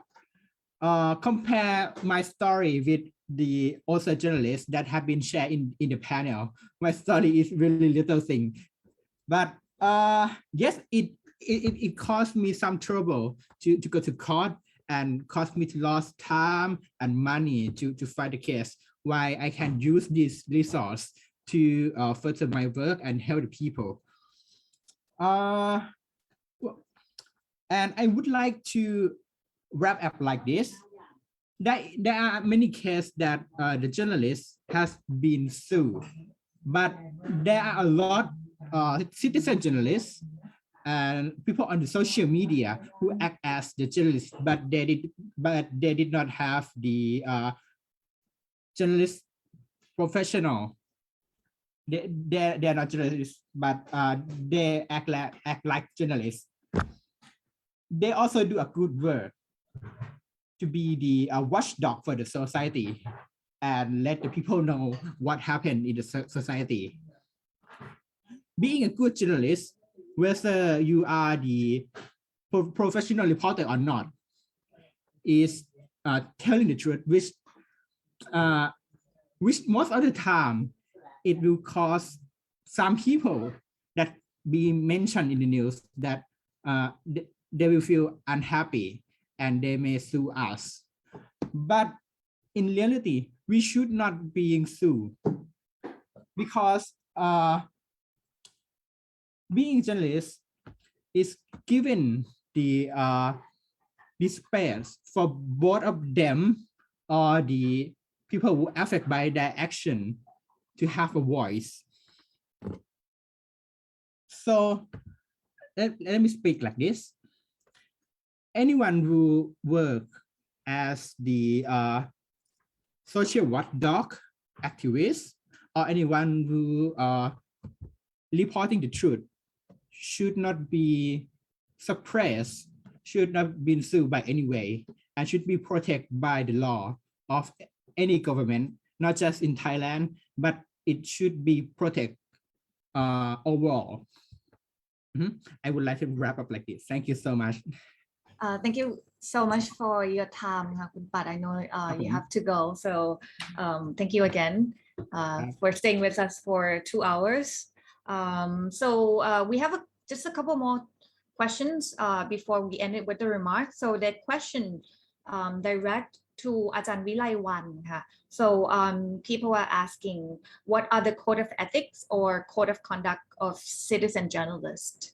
If you could answer that question, Ajahn Wilaiwan. ค่ะว่ายังไงคะ ค่ะคือมีคำถามมาถึงอาจารย์นะคะว่าอะไรคือเป็น ethic เป็น code of conduct อะค่ะสำหรับการเป็น citizen journalist อะค่ะ ดูเหมือนว่าคำถามนี้ค่ะก็เป็นข้อถกเถียงกันอยู่เหมือนกันเนอะล่าสุดกับเคสกรณีของประเทศไทยที่เคสกรณีที่ม็อบดินแดงนะคะแล้วก็การเข้าพื้นที่ของม็อบดินแดงแล้วปรากฏว่าตำรวจมีการตั้งกฎกติกาขึ้นมาใช่ไหมคะว่าคนที่จะเข้าพื้นที่นั้นได้ต้องมีใบในการแสดงตัวตนเกิดขึ้นโดยใช้โดยอ้างเรื่องใบเกี่ยวกับบัตรที่ออกโดยกรมประชาสัมพันธ์นะคะตอนนั้นเนี่ยดูเหมือนก็จะมี The government try to restrict the freedom for like the media profession by having the public relation department to enable citizen reporter to access the Dindang protest site. They require actually like the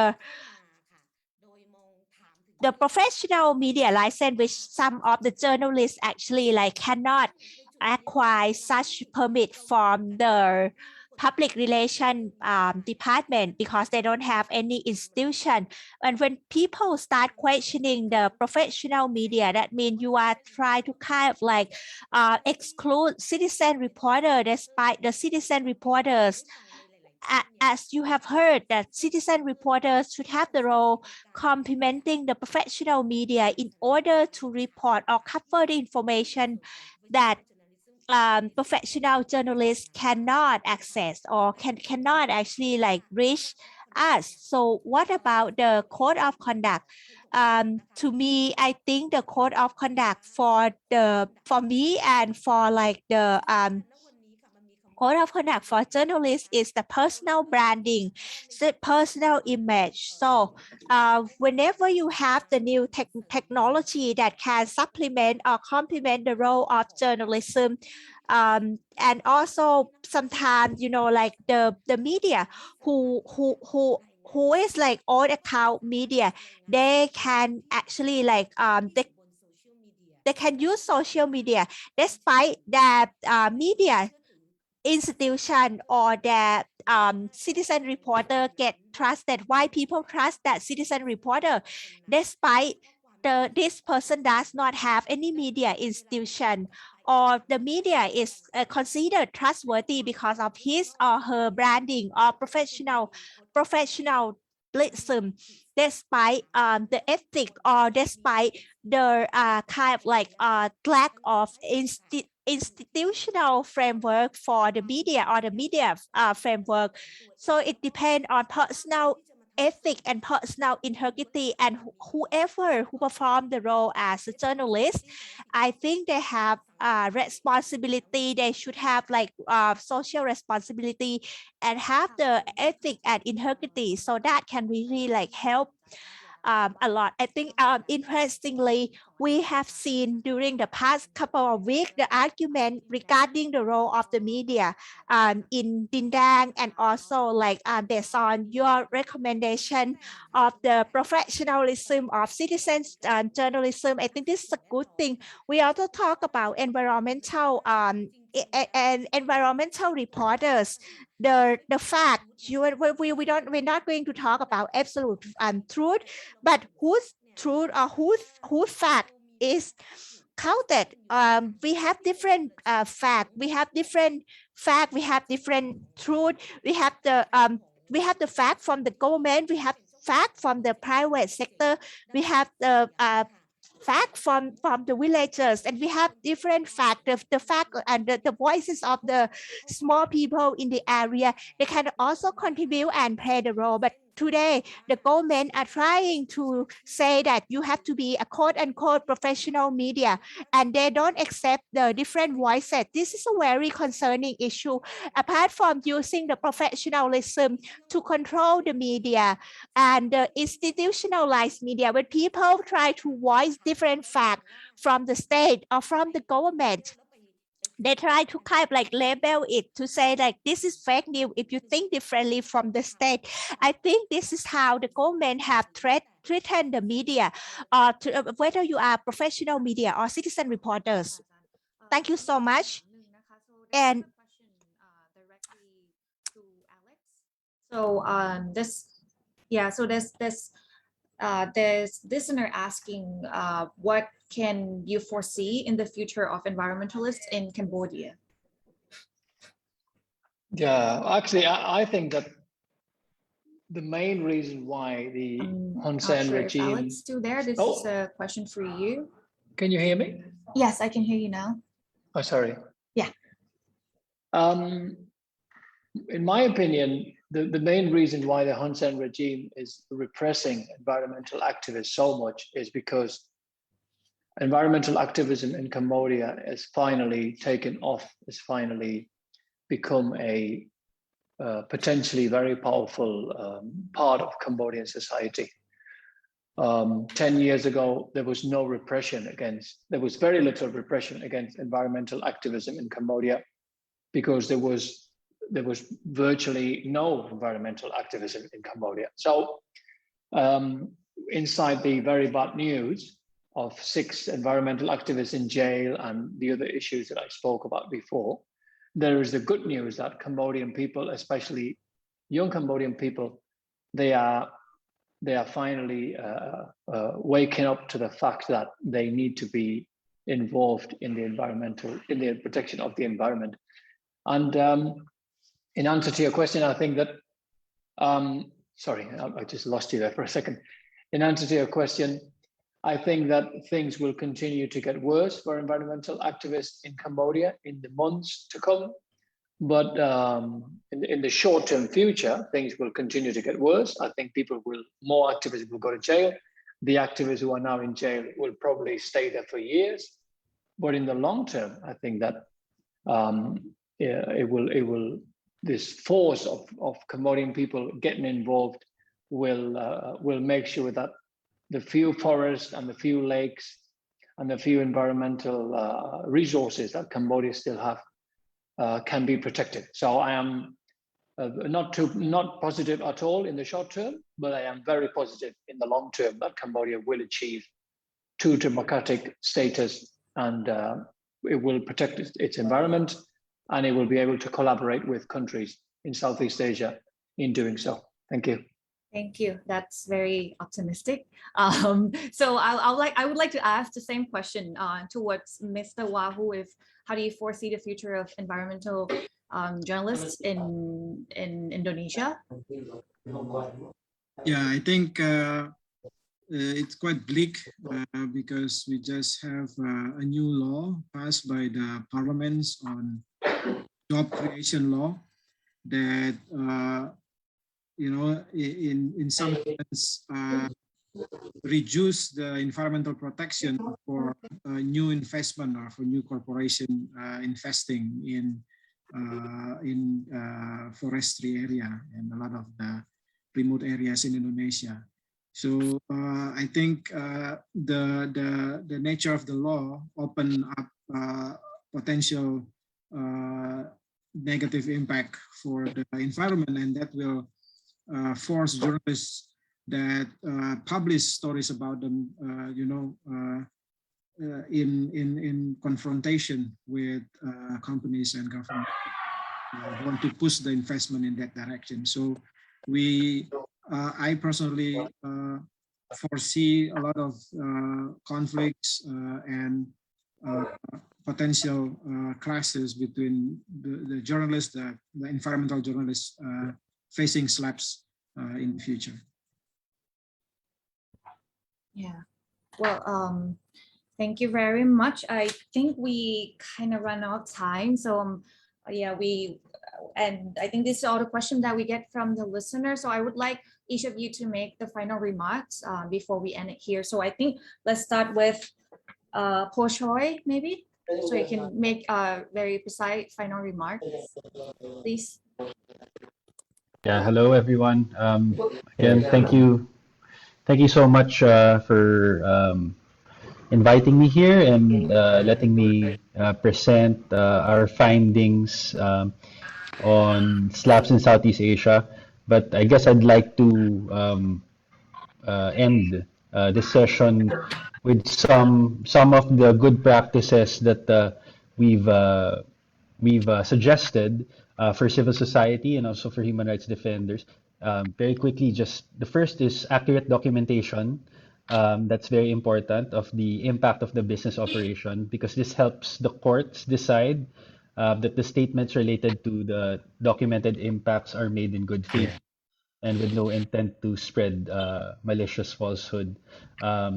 This is not really an explicit requirement, but we think it's always prudent to invite companies, although usually they don't respond, but invite companies to respond to allegations before publicly exposing these to the public. Of course, this is on a case-to-case basis, depending on the situation in the country.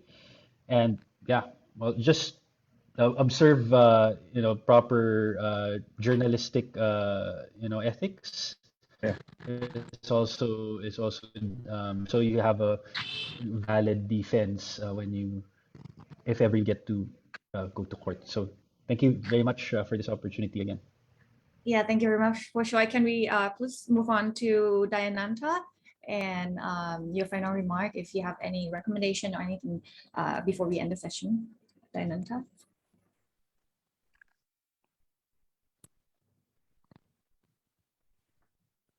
I'm not sure if Diananta could hear. Nah,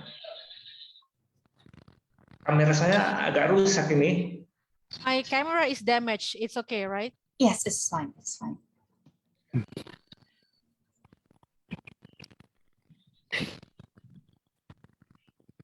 Oke, terima kasih. Thank you very much.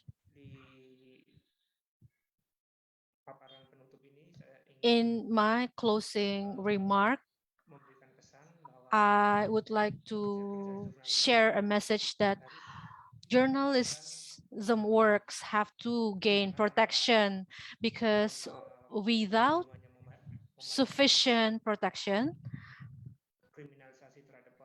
criminalization against the journalists will continue, and the government, whether the law enforcement officials from the police prosecutor's office, from the court, they have to understand the journalism issue by understanding the mechanism under the law on press. Without adhering to the law on press, of course, the criminalization will continue against the environmental journalists. Moreover, there will be a revision of the law on electronic information and transaction. It actually have to improve the guarantee of better protection for the journalists. Thank you so much for your attention. Thank you so much, Diananta, for your time and sharing experience with us. I would like to move on to Edwin, please. If Yes, you could leave final remarks with us. Yes, good afternoon again. Thank you for inviting me, and hope we will more discuss in this next to what's that to improve more regarding the protection, journalist protection against the most influential destructor of the environment throughout the world. Thank you so much, and God bless all. Yeah. Thank you very much, Edwin. So let's move on to the person before last. Maybe Alex, you can Yes. can you hear me? remark. Yes, please. I want to end with a dream. Well, sharing what is right now it's a dream, but I think that we can do it. Collaboration between Southeast Asian people in protecting the environment and in protecting human rights. Of course, they go together. Environment and human rights they go together. So and when I mean collaboration, I don't only mean NGOs like our NGOs or civil society. I mean governments, I mean members of parliament, I mean media, of course, journalists too. Right now, we are very far from achieving this dream, but I think it's possible. The European Union did it, is doing it, it works okay. The American continent is doing it, it works sort of okay. So if other countries, if other parts of the world can do it, Southeast Asia can do it. And when we have this, when we have strong collaboration, if there's a human rights abuse in some country in Southeast Asia, there is a strong reaction by other countries. I think we can in the future maybe even contemplate creating a human rights court, Southeast Asian human rights court, which is legally binding. So if a serious human rights abuse is committed in Indonesia, for example, then this Southeast Asian-based human rights court can be a tool of assistance to the people who are being whose rights are being violated. So not only the national court, but also the Southeast Asian Human Rights Court. I think this is something that we can all do if we continue to try our best and we continue to collaborate with each other. Thank you. And thank you for organizing this wonderful event. Thank you. Yeah, thank you, Alex. I'd like to move on to our final guest. Wahyu, if you can do something for us, please. Thank you, Kun Jiraporn. First of all, I think I would like to express my solidarity to all my fellow journalists in the region that have faced similar fate, similar challenges in exposing environmental crimes in the region. I think it is a very important work, and I applaud you for your bravery, for your persistence to keep doing what you're doing. We need that in the region. And secondly, I want to echo what Alex said, that we need more collaboration in the region. We need maybe thinking, European Union model is still too far away, but at least in a grassroots level, in media level, in journalism level, we can work together. We can do stories together, because the impact, the environmental impact are connected. What happened in one country in Southeast Asia affect other country. So it's just logical to us to work on this story together and to enlighten and inform our respective communities about the impact of environmental damages to the future of our children. So I think that's a huge responsibility, and we can do it if we work together. Thank you. Thank you very much, Mr. Wahyu. So I think this has come to an end. So I would like to thank all the speakers for your time, also interpreter, whether it's in Thai, in Bahasa, in Khmer, in English. And thank you, our technical team who are behind the scene and organizing this panel discussion to happen. I do hope in the future that discussion will be useful, and all the journalists and also activists in Southeast Asia will gain more protection so we can all work freely. Thank you again, all the speakers, for your time, and we'll see you again soon. Thank you. Thank you. Bye-bye. Thank you very much, Bye-bye. Kun Jiraporn, for the moderating for this session. And thank you all to the panelists for a rich discussion. I wish we could have more time for this session. Okay, so now we will take a very short break and come back at 3:30 p.m. Bangkok, Thailand time. Enjoy your break. Bye-bye.